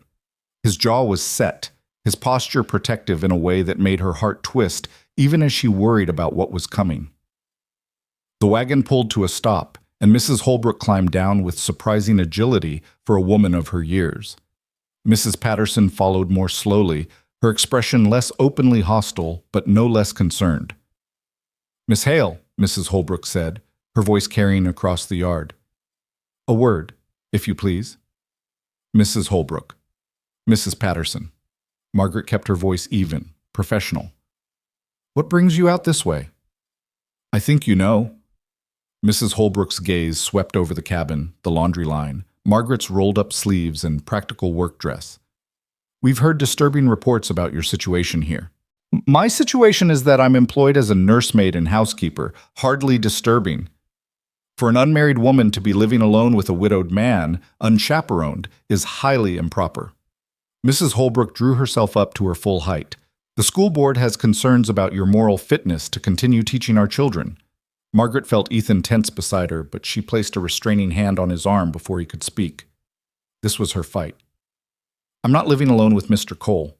I have my own quarters, we maintain proper boundaries, and I'm caring for an infant who would have died without assistance. If the school board finds helping to save a child's life morally questionable, then perhaps I'm not suited to teach their children after all." Mrs. Patterson winced. "Margaret, no one is questioning your intentions, but you must understand how this looks. A young, unmarried woman staying in a man's home for months." "3 months," Margaret interrupted. 3 months during which I've been doing honest work for honest wages, keeping a baby alive and helping a grieving father learn to care for his daughter. If anyone finds that scandalous, the problem lies with their imagination, not my behavior." "Your behavior isn't the issue," Mrs. Holbrook said. "It's the appearance of impropriety. In a community like ours, reputation matters. And yours, Miss Hale, has been compromised. By helping someone in need? By living in sin with a man to whom you're not married." The words hung in the air like a slap. Ethan stepped forward, his voice low and dangerous. You'll watch your tongue when speaking to Miss Hale. She's done nothing wrong, nothing sinful, and I'll thank you to remember that before you make accusations you can't take back." Mrs. Holbrook's eyes glittered. "Are you saying there's been nothing improper between you?" "I'm saying it's none of your business what happens in my home, but since you're so concerned with truth, I'll give it to you plain. Miss Hale has been a godsend to my daughter and to me. She's conducted herself with complete propriety, maintained her own quarters, and worked harder than anyone has a right to expect. If you or anyone else wants to make something ugly out of that kindness, you'll answer to me." "Mr. Cole, please." Mrs. Patterson tried to intercede, but Mrs. Holbrook cut her off. "Your defense only makes things worse. A man and a woman, alone together for months, and we're supposed to believe nothing has occurred?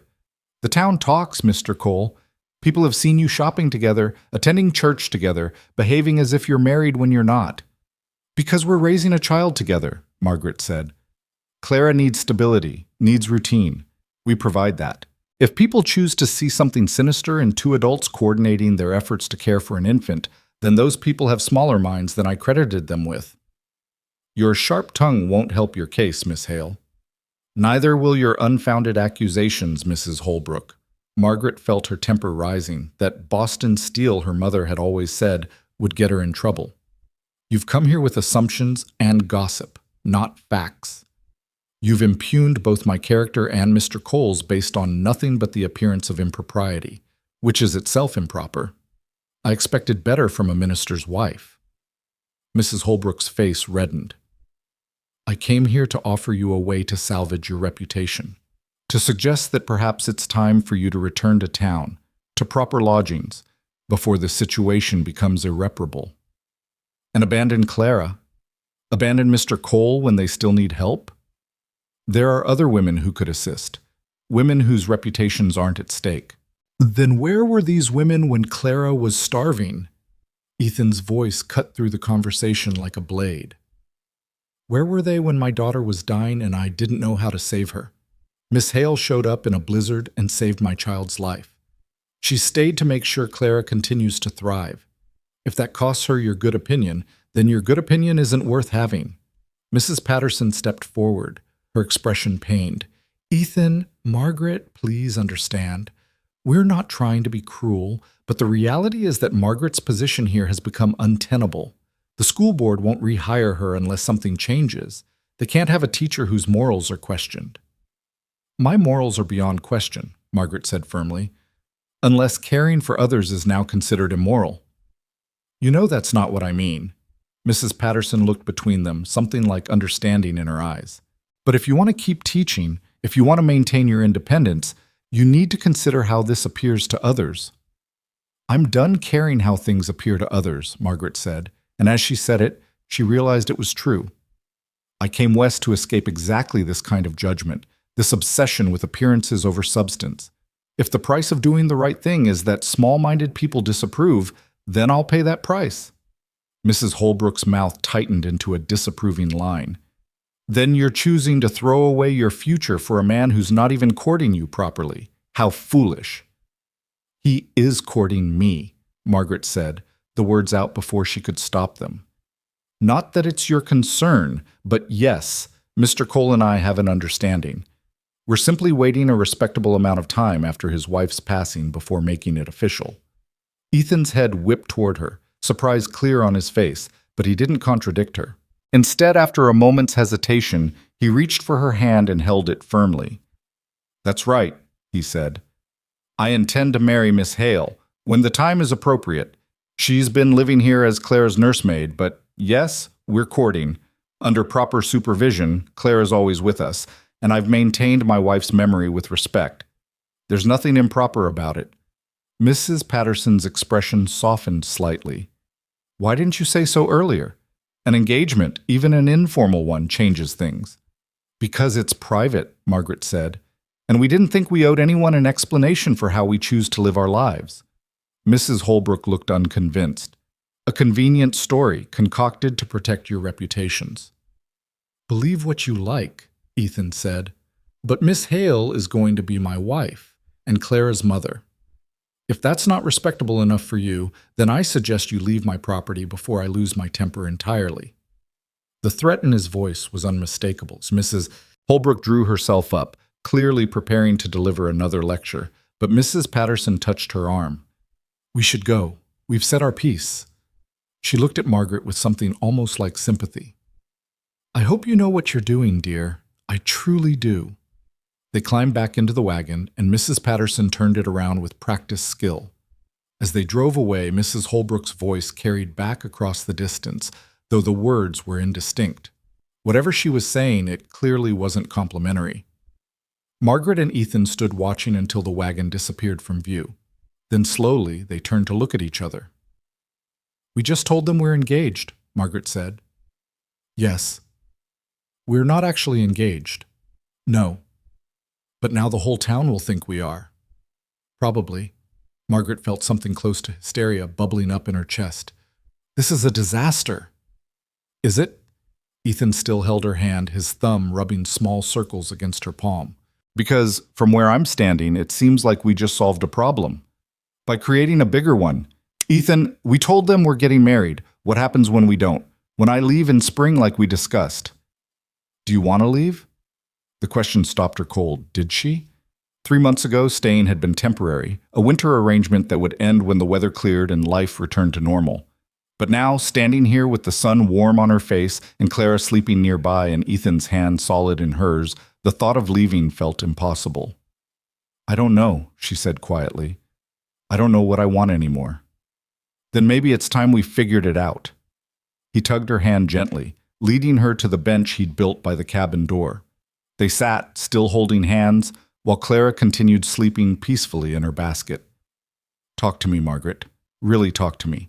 What do you want? She took a breath, trying to organize thoughts that had been tangled for weeks. I want to keep teaching. I love it, and I'm good at it, and those children need someone who believes in them. But I also want... She stopped, the words catching. Want what? This. You. Clara. This life we've built together. She looked at him, all her careful defenses crumbling. I came here to escape my mother's expectations, to prove I could be independent and self-sufficient, and I have been. But Ethan, somewhere along the way I stopped wanting to do everything alone. I started wanting to be part of something bigger than just myself. A family. Yes, a family. She laughed shakily, which is probably what my mother wanted for me all along, just not like this.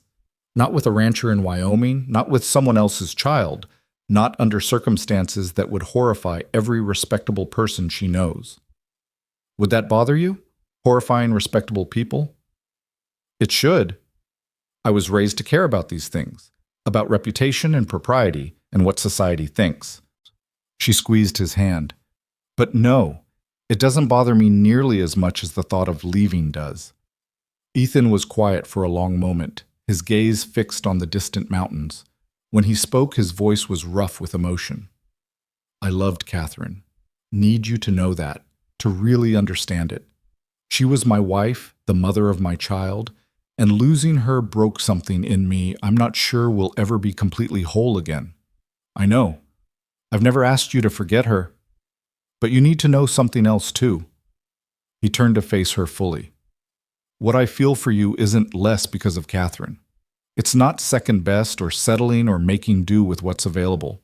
You're not a replacement, Margaret. You're something completely different, something new. What are we then? Honest? Maybe?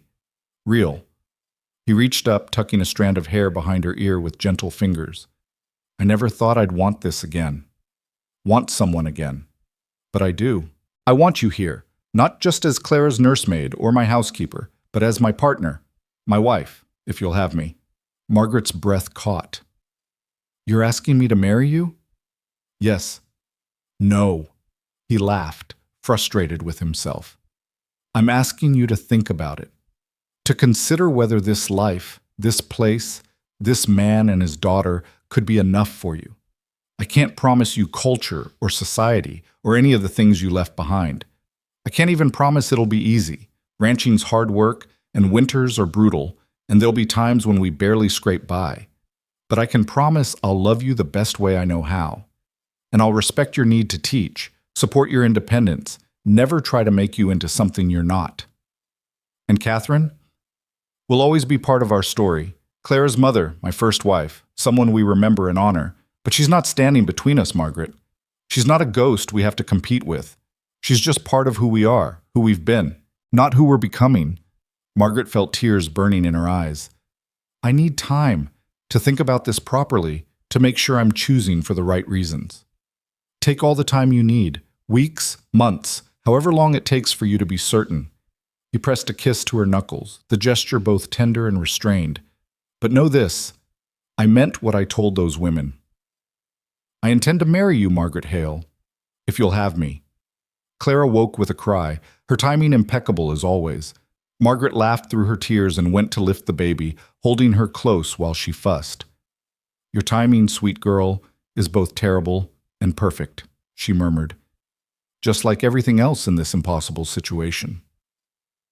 That evening, after Clara was fed and settled, after a quiet dinner that neither of them ate much of, Ethan sat Margaret down at the table with paper and pencil. What are you doing? She asked. Making a list, pros and cons. You like lists, you're practical, so let's be practical about this. He drew a line down the center of the paper. Reasons to marry me on one side, reasons not to on the other. Despite everything, Margaret smiled. This is possibly the least romantic proposal in history. I'm a rancher, not a poet. Work with what you've got. He tapped the paper. Start with the cons. Get them out where we can see them. All right. She took the pencil. Con, you're still grieving. This might be rebound or desperation or just needing someone to help with Clara. He nodded. Fair. Write it down. She did. Con, I'd be giving up teaching or at least making it much more complicated. Married women don't usually teach school. Not always true. Frontier's more flexible than back east, but write it down. Con, I barely know you. 3 months isn't long enough to make a decision this big. Also fair. Next. Con, people will always talk, always wonder if there was something improper between us. Our children will grow up hearing gossip about their parents. Our children. He said it softly, and she realized what she'd written. Not Clara. Our children. Plural. She felt her cheeks heat. Hypothetical children. Of course. But he was smiling. Keep going. Con, I'll be isolated. Nearest neighbor is miles away, town is far, winters are brutal. I could be trapped here for months with only you and Clara for company. Definitely a con. What else? Con, what if it doesn't work? What if we marry and realize we made a terrible mistake? Divorce isn't really an option out here. Ethan took the pencil from her hand. Those are all real concerns, good ones. Now let's talk about pros. Such as? Pro, you love Clara. Anyone can see it. She'd have a mother who chose her, who fought to stay with her even when it cost you everything. Margaret's throat tightened. Yes, I do love her. Pro, we work well together. 3 months of living in a tiny cabin and we haven't killed each other yet. That's something. She laughed. Low bar, but valid. Pro, you said yourself you stopped wanting to do everything alone.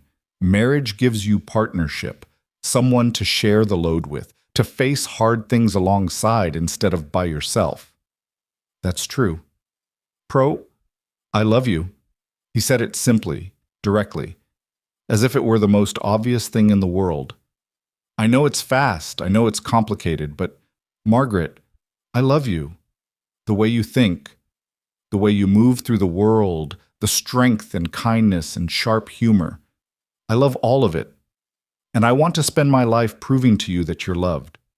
She stared at him, the words hitting her like physical force. You love me. Yes. You've never said it before. Was waiting for the right moment. Seemed important to say it when we were being practical and honest instead of swept up in emotion. He set down the pencil. I love you, Margaret. That's the biggest pro I've got. Everything else is just details. She looked at the list they'd made, at the careful accounting of reasons and risks and possibilities. Then she looked at Ethan, at his steady gaze and weathered face, and the gentleness in how he held himself around her. I love you too, she said quietly. I wasn't sure until just now. Wasn't sure if it was real or just circumstance, but I do. I love you. Is that a yes? It's a maybe. She reached for his hand across the table. Give me until spring truly arrives, until the roads are clear and I could leave if I wanted to. Then ask me again, and I'll give you an answer I'm completely certain of. Fair enough. He brought her hand to his lips again. But Margaret? Yes? I already know what your answer will be. How can you possibly know that? Because you look at this cabin like it's home, because you sing while you work. Because you've been planning a garden for weeks, talking about what you'll plant and where. He smiled. Because you're already here, in every way that matters. You just need time to realize it. She wanted to argue, to insist he was wrong, that she was still undecided and keeping her options open. But looking around the cabin, at Clara's cradle in the corner, at the bookshelf where her volumes sat mixed with his, at the curtained sleeping area that had become hers, at the 100 small touches that marked this space as partly hers now, she couldn't deny it. This was home. These people were hers. And leaving, when the time came to actually do it, would tear her apart. Maybe Ethan was right. Maybe she'd already made her choice without realizing it. Spring arrived in earnest over the next 3 weeks, bringing muddy roads and new grass, and the return of neighbors who'd been isolated all winter. The Millers visited, bringing eggs and news from town. 2 of Margaret's former students appeared with their mother, begging her to tutor them since Mrs. Patterson wasn't as good at explaining mathematics. Margaret agreed, and suddenly, twice a week her cabin was full of children working on their lessons while Clara napped and Ethan worked outside. It felt right. Felt like the life she'd imagined for herself when she came west. Useful work, making a difference, being part of a community. But the community's opinion of her remained complicated. Some people accepted the engagement story and treated Margaret with cautious respect. Others clearly believed the worst and made no effort to hide their disapproval. Margaret endured the whispers and pointed looks with her head high, refusing to let small-minded judgment affect her choices. Ethan handled it less gracefully. When a shopkeeper in Bentwood made a snide comment within his hearing, Ethan nearly came to blows before Margaret pulled him away. When someone suggested at church that perhaps Clara would be better off with a more respectable guardian, Ethan's response was sharp enough that the minister had to intervene. "You can't fight everyone who says something unkind," Margaret told him after the church incident. "It just makes things worse. They've got no right to judge you, no right to question how we've chosen to live. They have every right. This is a small town and people talk. We knew that going in." She touched his arm gently. "But their opinions don't change what's real between us. Don't let them get under your skin. I just want them to see you the way I do, as someone extraordinary who saved my daughter's life and brought light back into my world. Some will, some won't. We can't control that." She smiled. "We can only control how we respond, and responding with violence or anger just confirms their worst suspicions." He pulled her close, resting his chin on top of her head. "You're wiser than I deserve." "Yes, but you're lucky I find your impulsive defense of my honor charming." He laughed, and the tension broke. April arrived with warm winds and meadowlarks singing from fence posts. The cottonwood trees began to leaf out. Catherine's grave was covered with wildflowers that had seeded themselves there over the winter, creating a blanket of purple and yellow blooms. Margaret visited the grave regularly, sometimes bringing Clara, sometimes going alone. She talked to Catherine the way Ethan had, sharing updates about Clara's development, asking for wisdom about parenting challenges, promising to love this child as her own. "I'll never try to erase you," Margaret said one afternoon, sitting cross-legged on the grass. "She'll know who you were, know that you loved her, know that she had 2 mothers who would have done anything for her. I promise you that, Catherine. Your daughter will grow up knowing she was loved beyond measure." The wind rustled through the cottonwood leaves, and Margaret chose to believe it was Catherine's blessing. On a warm afternoon in late April, exactly 4 months after Margaret had first knocked on Ethan's door, he took her hand and led her up to the hillside overlooking the valley. "This is where I want to build," he said, gesturing at the vista spread before them. "A bigger house, real bedrooms, proper kitchen, space for children to play. I've been planning it in my head all winter." "Children plural?" "Hoping for it. If you'll have me." He turned to face her, his expression open and vulnerable. The roads are clear, Margaret. You could leave today if you wanted. Go back to teaching, back to independence, back to all the things you came west to find. I know. But I'm asking you not to. I'm asking you to stay, to marry me, to build this life together. He pulled a small box from his pocket, opened it to reveal a simple gold band. It was my grandmother's. Only thing of value my family had. I want you to wear it. Want everyone to know you're mine and I'm yours. Margaret looked at the ring, at the valley spread below them, at Clara sleeping in the sling against her chest, at this man who'd somehow become everything she hadn't known she needed. Ask me properly, she said softly. Ethan dropped to one knee, still holding the ring box. Margaret Hale, will you marry me? Will you be Clara's mother and my wife, my partner in all things? Will you help me build this life, this home, this family? I love you beyond words, and I'm asking you to take a chance on a widowed rancher with more hope than sense. She pulled him to his feet, laughing through tears. Yes, I'll marry you. I'll be Clara's mother. I'll take this chance and build this life and love you for as long as we both live. He slipped the ring on her finger, and it fit perfectly, as if it had been waiting all along for her to claim it. Then he kissed her, gentle and thorough and full of promise, while Clara slept between them and the valley stretched out below, endless and beautiful, and finally, truly home. They were married 3 weeks later on a Sunday morning in May, when the valley was green and alive with new growth. The ceremony was simple, held in the small church in Bentwood with only a handful of witnesses. The Millers came, and Mrs. Patterson, and a few neighbors who'd decided that love mattered more than gossip. Margaret wore a dress she'd made herself from fabric Mrs. Miller had gifted her, pale blue cotton with white lace at the collar, simple but elegant.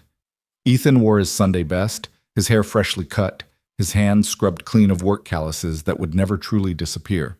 Clara was there too, of course, passed between the Millers and Mrs. Patterson during the ceremony, her presence a reminder of why they were all gathered. This wasn't just a wedding between two people, it was the formal creation of a family that had already been building itself for months. The minister kept his words brief and to the point, perhaps sensing that neither Ethan nor Margaret had much patience for lengthy sermonizing. When he asked if Ethan would take Margaret as his wife, Ethan's "I do" was firm and clear, no hesitation in his voice. When the minister turned to Margaret, asking the same question, she looked directly at Ethan and said, "I do," with the same certainty she brought to everything in her life. The ring Ethan slipped on her finger was the same one he'd offered on the hillside, his grandmother's gold band, worn smooth by years but still strong. Margaret had nothing to give him in return. She'd arrived in that blizzard with almost nothing and had accumulated little since, but Ethan just smiled and said, "You've already given me everything that matters." When the minister pronounced them husband and wife, Ethan kissed her gently, respectfully, aware of the watching eyes, but unable to hide the emotion in the gesture. Margaret kissed him back, her hand coming up to rest against his chest, feeling his heartbeat strong and steady under her palm. Mrs. Holbrook was conspicuously absent, but Margaret found she didn't care. The people who mattered were there, the people who'd chosen to see past appearances to the truth underneath. That was enough. After the ceremony, the Millers hosted a small celebration at their farm. There was food and laughter and music from Mr. Miller's fiddle, and for a few hours it felt like the whole community had decided to embrace this unlikely union. Margaret danced with Ethan in the Miller's parlor, his movements still awkward but earnest, and she remembered what Catherine had apparently told him years ago, that he was the worst dancer she'd ever seen, but at least he was honest about it. Catherine was right, Margaret said as Ethan narrowly avoided stepping on her foot. You really are terrible at this. Want me to stop? Absolutely not. She squeezed his hand. Just warning you that our children will inherit this complete lack of rhythm. Our children will inherit your brains and compensate just fine. She laughed, and he spun her clumsily, and it was perfect in its imperfection. As evening approached and they prepared to return home, Mrs. Patterson pulled Margaret aside. I misjudged you, the older woman said quietly. When you first came to teach, I thought you were just another Eastern girl looking for adventure, someone who'd run home at the first sign of hardship. But you've proven me wrong in every way. Thank you, Margaret said, genuinely touched. The school board has reconsidered their position. If you'd like to return to teaching in the fall, perhaps part-time, we'd welcome you back. Margaret felt something warm bloom in her chest. I'd like that very much. Good. We need teachers who understand that education isn't just about books. It's about showing children what's possible. Mrs. Patterson smiled. You've certainly shown them that today. The ride back to the cabin, their cabin now, officially and legally, was quiet. Clara slept in Margaret's arms while Ethan drove the wagon, his free hand resting on Margaret's knee in a gesture that was already comfortable and familiar, despite their marriage being only hours old. Are you happy? Ethan asked as they turned onto their property. Yes. Are you? More than I thought possible. He glanced at her. I keep expecting to feel guilty about it, about being happy again so soon after Catherine, but I don't. Is that wrong? No? It's human. Margaret shifted Clara to her other arm. Catherine loved you. She'd want you to be happy, want Clara to be raised in a home filled with joy instead of perpetual mourning. You're not betraying her by moving forward. How'd you get so wise? Practice and good teachers. She smiled. Plus, I read a lot. He laughed, and the sound was free and genuine, and Margaret realized this was what she'd been missing in Boston. The freedom to be herself without apology, to love without calculation, to build a life based on genuine connection rather than social expectations. That night, their first as husband and wife, was quiet and tender. They'd been living together for months, but this was different. The formal claiming of each other, the explicit promise of forever. Ethan was gentle and patient, aware that despite her independent nature, Margaret had come to their marriage bed with no experience beyond theory and biology lessons. We don't have to, he started, but she stopped him with a kiss. I want to. I want all of it. The partnership and the intimacy and the messy, complicated reality of building a life together. She touched his face. I chose this, Ethan. Chose you. Don't treat me like I'm fragile. You're not fragile, but you are precious. I can be both. He smiled against her mouth. Yes, you can. Later, lying in the darkness with Ethan's arm around her and Clara sleeping peacefully in her cradle nearby, Margaret felt a completeness she'd never experienced before. This wasn't the life she'd planned when she left Boston. It wasn't the independent adventure she'd imagined, the solitary proving of her own capability.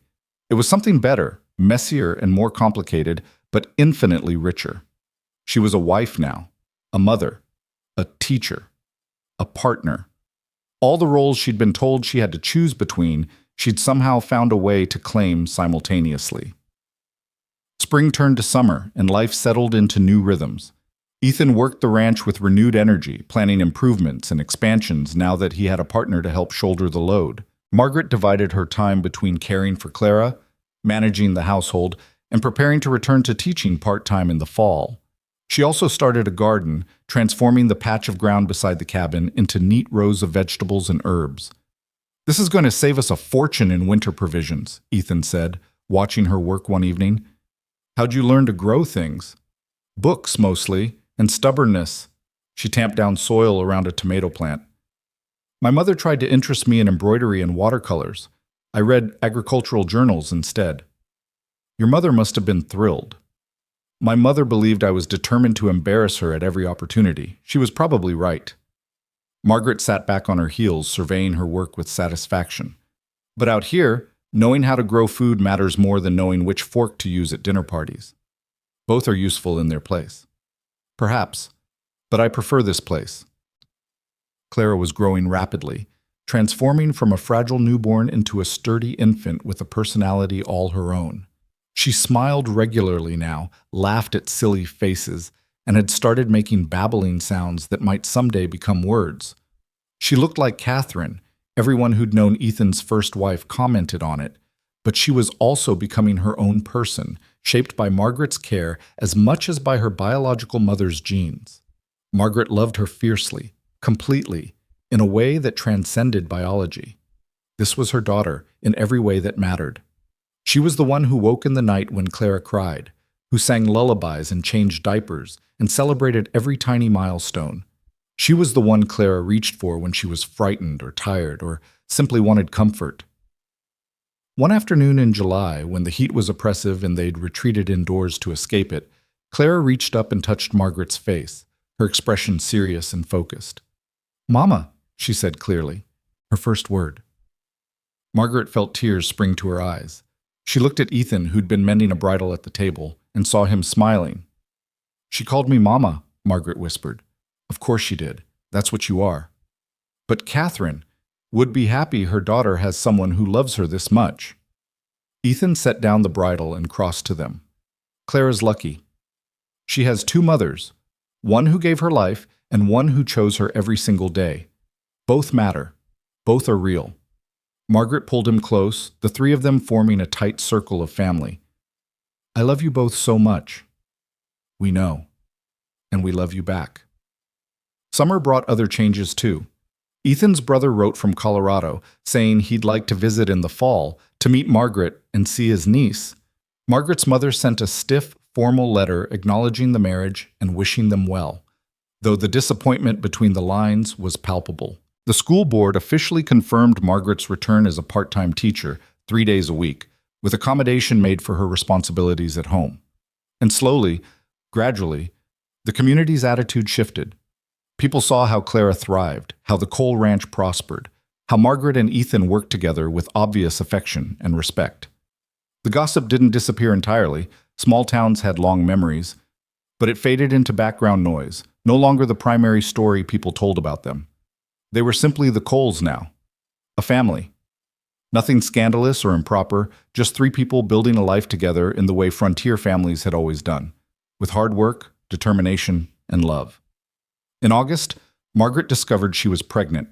She'd suspected for a few weeks but hadn't said anything, wanting to be certain before raising hopes that might be dashed. But when she missed her second monthly cycle and started feeling queasy in the mornings, she could no longer deny the truth. She told Ethan one evening after Clara was asleep, the two of them sitting on the porch watching the sun set over the valley. "I'm expecting," she said simply. Ethan went very still. "You're sure?" "As sure as I can be without a doctor's confirmation. But yes, I'm pregnant." He turned to look at her, his expression complex, joy and fear and wonder all mixed together.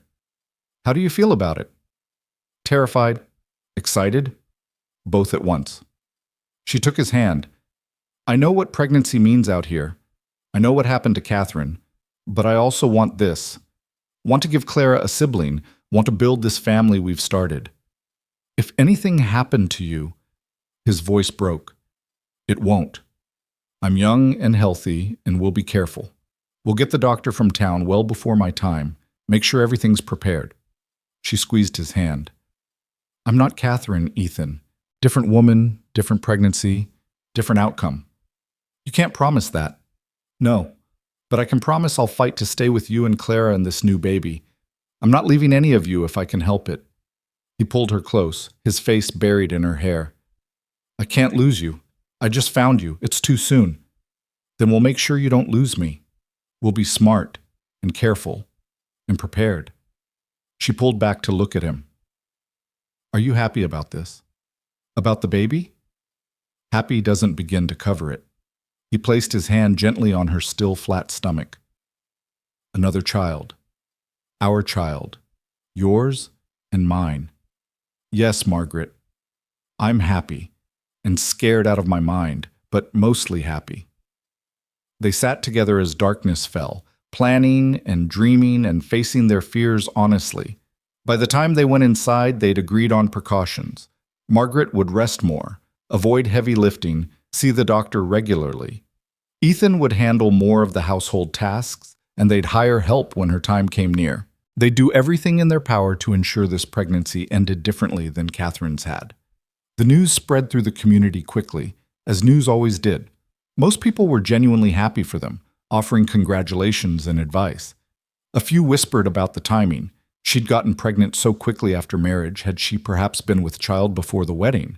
But those whispers were rare and half-hearted. Anyone who looked at Margaret and Ethan together could see the genuine connection, the real love that had nothing to do with social calculation or desperate necessity. Mrs. Miller arrived one morning with a basket of baby clothes her own children had outgrown and an offer to help when Margaret's time came. You'll want another woman there, she said practically. Someone who's been through it, who knows what to expect. I'll come stay with you the last few weeks, help with Clara and the household, make sure everything's ready. Margaret felt tears prick her eyes. You'd do that for us? Of course. That's what neighbors do out here. We help each other through the hard times, celebrate the good ones together. Mrs. Miller patted her hand. You've been good for Ethan, good for little Clara. The least I can do is help bring your baby safely into the world. As autumn approached and Margaret's pregnancy became visible, she continued teaching, her students fascinated by the changes in her body. She used it as a teaching opportunity, explaining biology and fetal development with the same practical directness she brought to mathematics and grammar. Will it hurt? One of the younger girls asked. Probably, Margaret said honestly. But women have been doing this since the beginning of time. Our bodies are designed for it, even if it's difficult. Weren't you scared to get married? Another student asked. To leave teaching and have babies? I didn't leave teaching. I'm right here, aren't I? Margaret smiled. And yes, I was scared. Getting married is a big decision, especially when it means combining your life with someone else's. But being scared doesn't mean you don't do something. It just means you do it carefully, with your eyes open to both the risks and the rewards. Do you miss Boston? Sometimes I miss the bookstores, but I don't miss the life I would have had there. The restrictions, the constant judgment, the narrowness of acceptable choices. She looked around at her students, at these frontier children who would grow up with more freedom and harder challenges than their city counterparts. Here, I get to be who I really am. That's worth more than all the bookstores in Boston. The students nodded, satisfied, and they returned to their lessons. In October, Ethan began building the new house.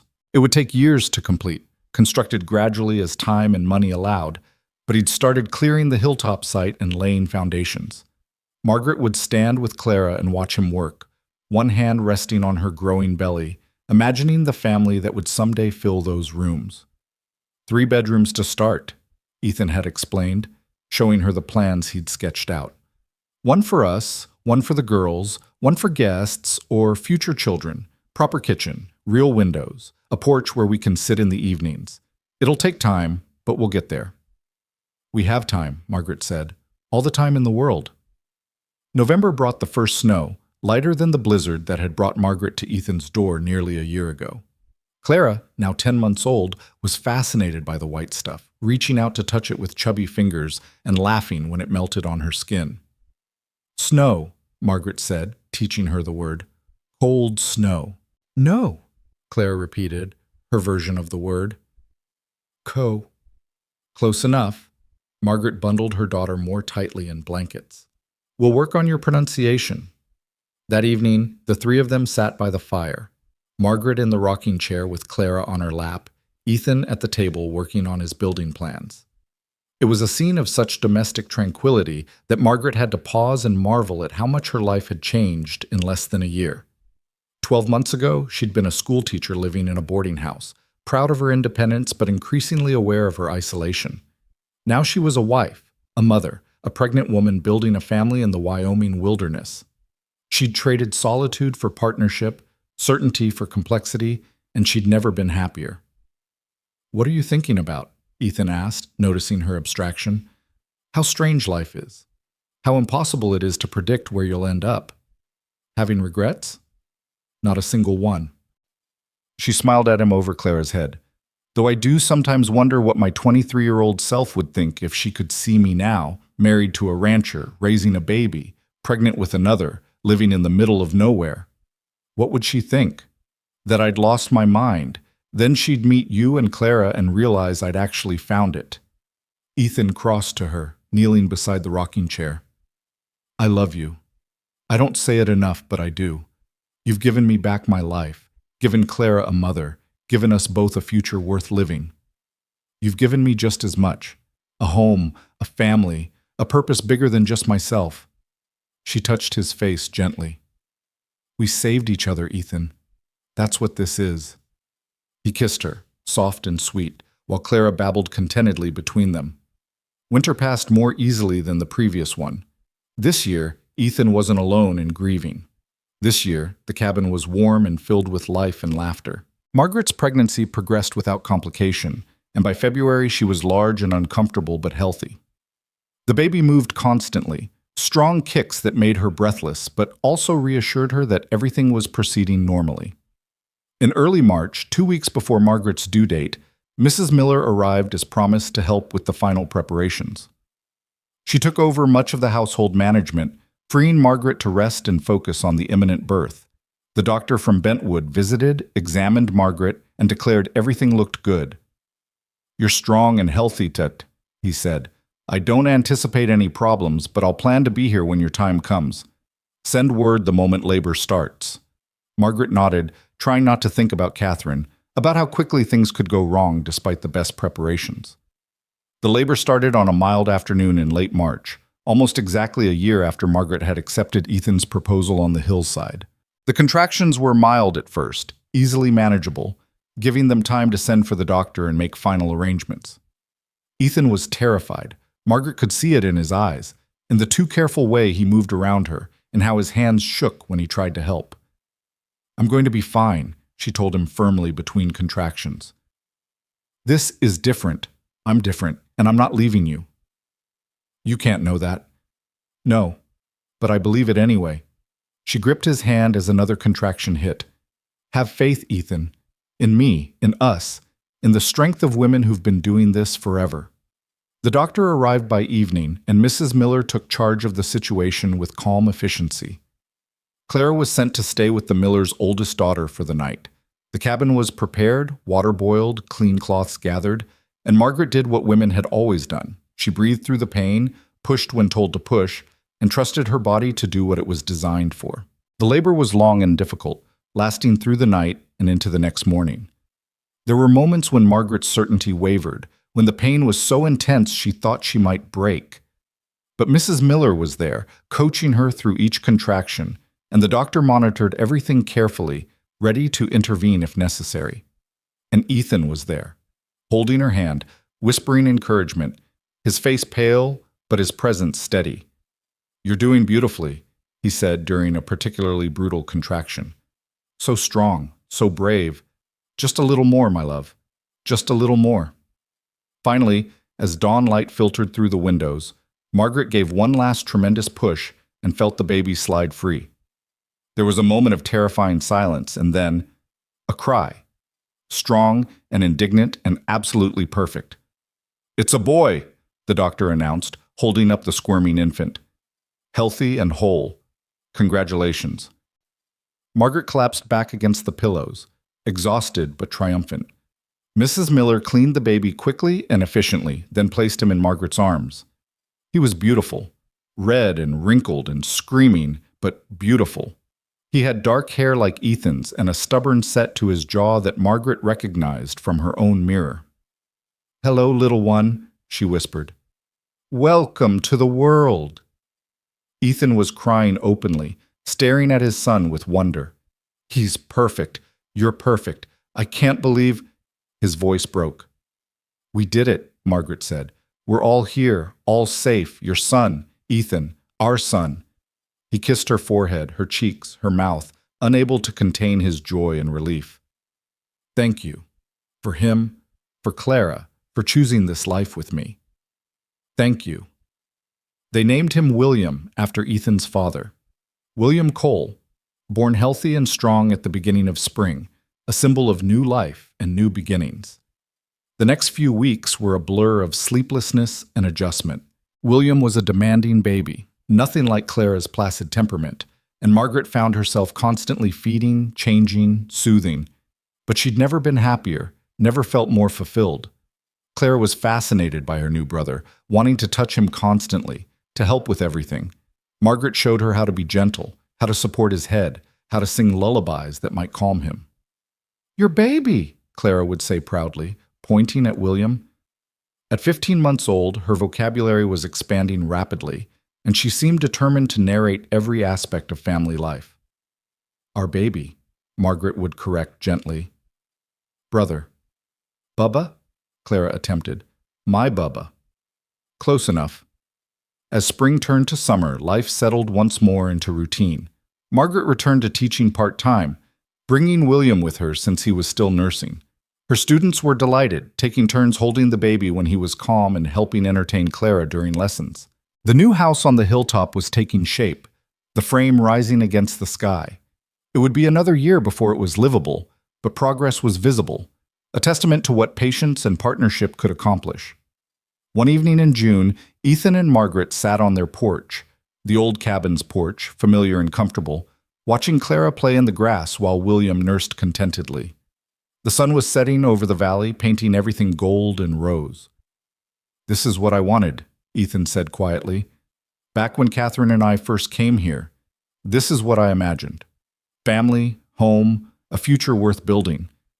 I thought I'd lost it forever when she died." "You didn't lose it. It just took a different shape than you expected." Margaret adjusted William slightly. "Catherine's still part of this, you know, part of our family. Clara will grow up knowing about her, knowing she was loved by two mothers. That's a gift." "I used to feel guilty about that, about you loving Clara, about Clara calling you Mama. Like I was letting Catherine be erased." "She's not erased. She's remembered. There's a difference." Margaret smiled. "Love doesn't diminish when it's shared, Ethan. It multiplies. Clara having two mothers doesn't mean she loves either of us less. It means she has twice as much love in her life." "When did you get so wise about all this?" "I've had a good teacher. You've shown me how to honor the past while still building a future. That's not easy, but you've managed it beautifully." He leaned over to kiss her temple.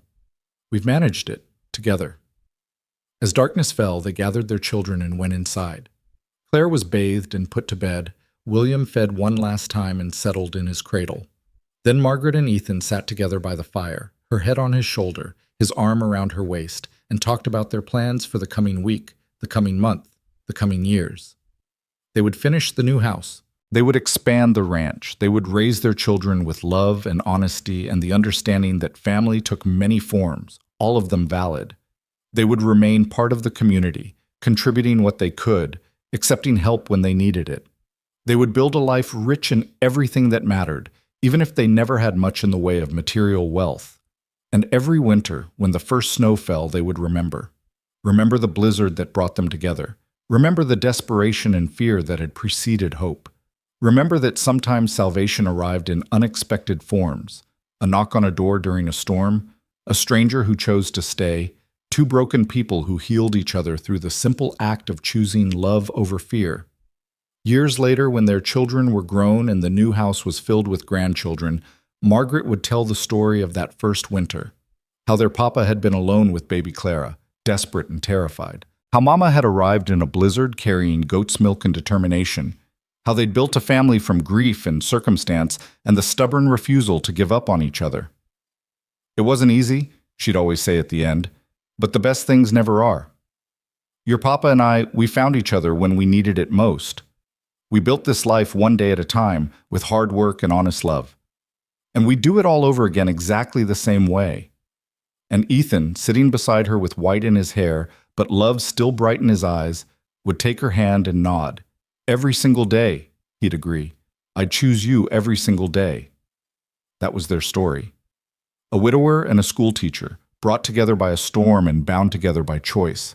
Not perfect, not easy, but real and lasting and worth every struggle it took to build. A family forged from loss and hope, proving that second chances were possible even in the harshest circumstances, and that love, when it was honest and brave and willing to weather any storm, could transform even the darkest winter into the brightest spring. The cabin still stood, even after they'd moved to the new house, preserved as a reminder of where they'd started. And every winter, when the first serious snow fell, the Cole family maintained a tradition. They'd stock the old cabin with supplies: food, blankets, firewood, lamp oil. They'd leave a light burning in the window. And if any traveler found themselves caught in a blizzard, desperate and afraid, they'd find shelter there. Find warmth and safety, and the knowledge that someone cared enough to prepare for them. Because Margaret and Ethan Cole understood what it meant to be saved by kindness during a storm, and they spent the rest of their lives making sure that kindness continued, reaching forward to help others the way Margaret had once helped them. That was their legacy. Not wealth or status or social standing, but simple human decency offered freely to anyone who needed it. a light in the window during dark times, a knock answered with welcome, a reminder that no one had to face their worst moments alone, and that, in the end, was more than enough.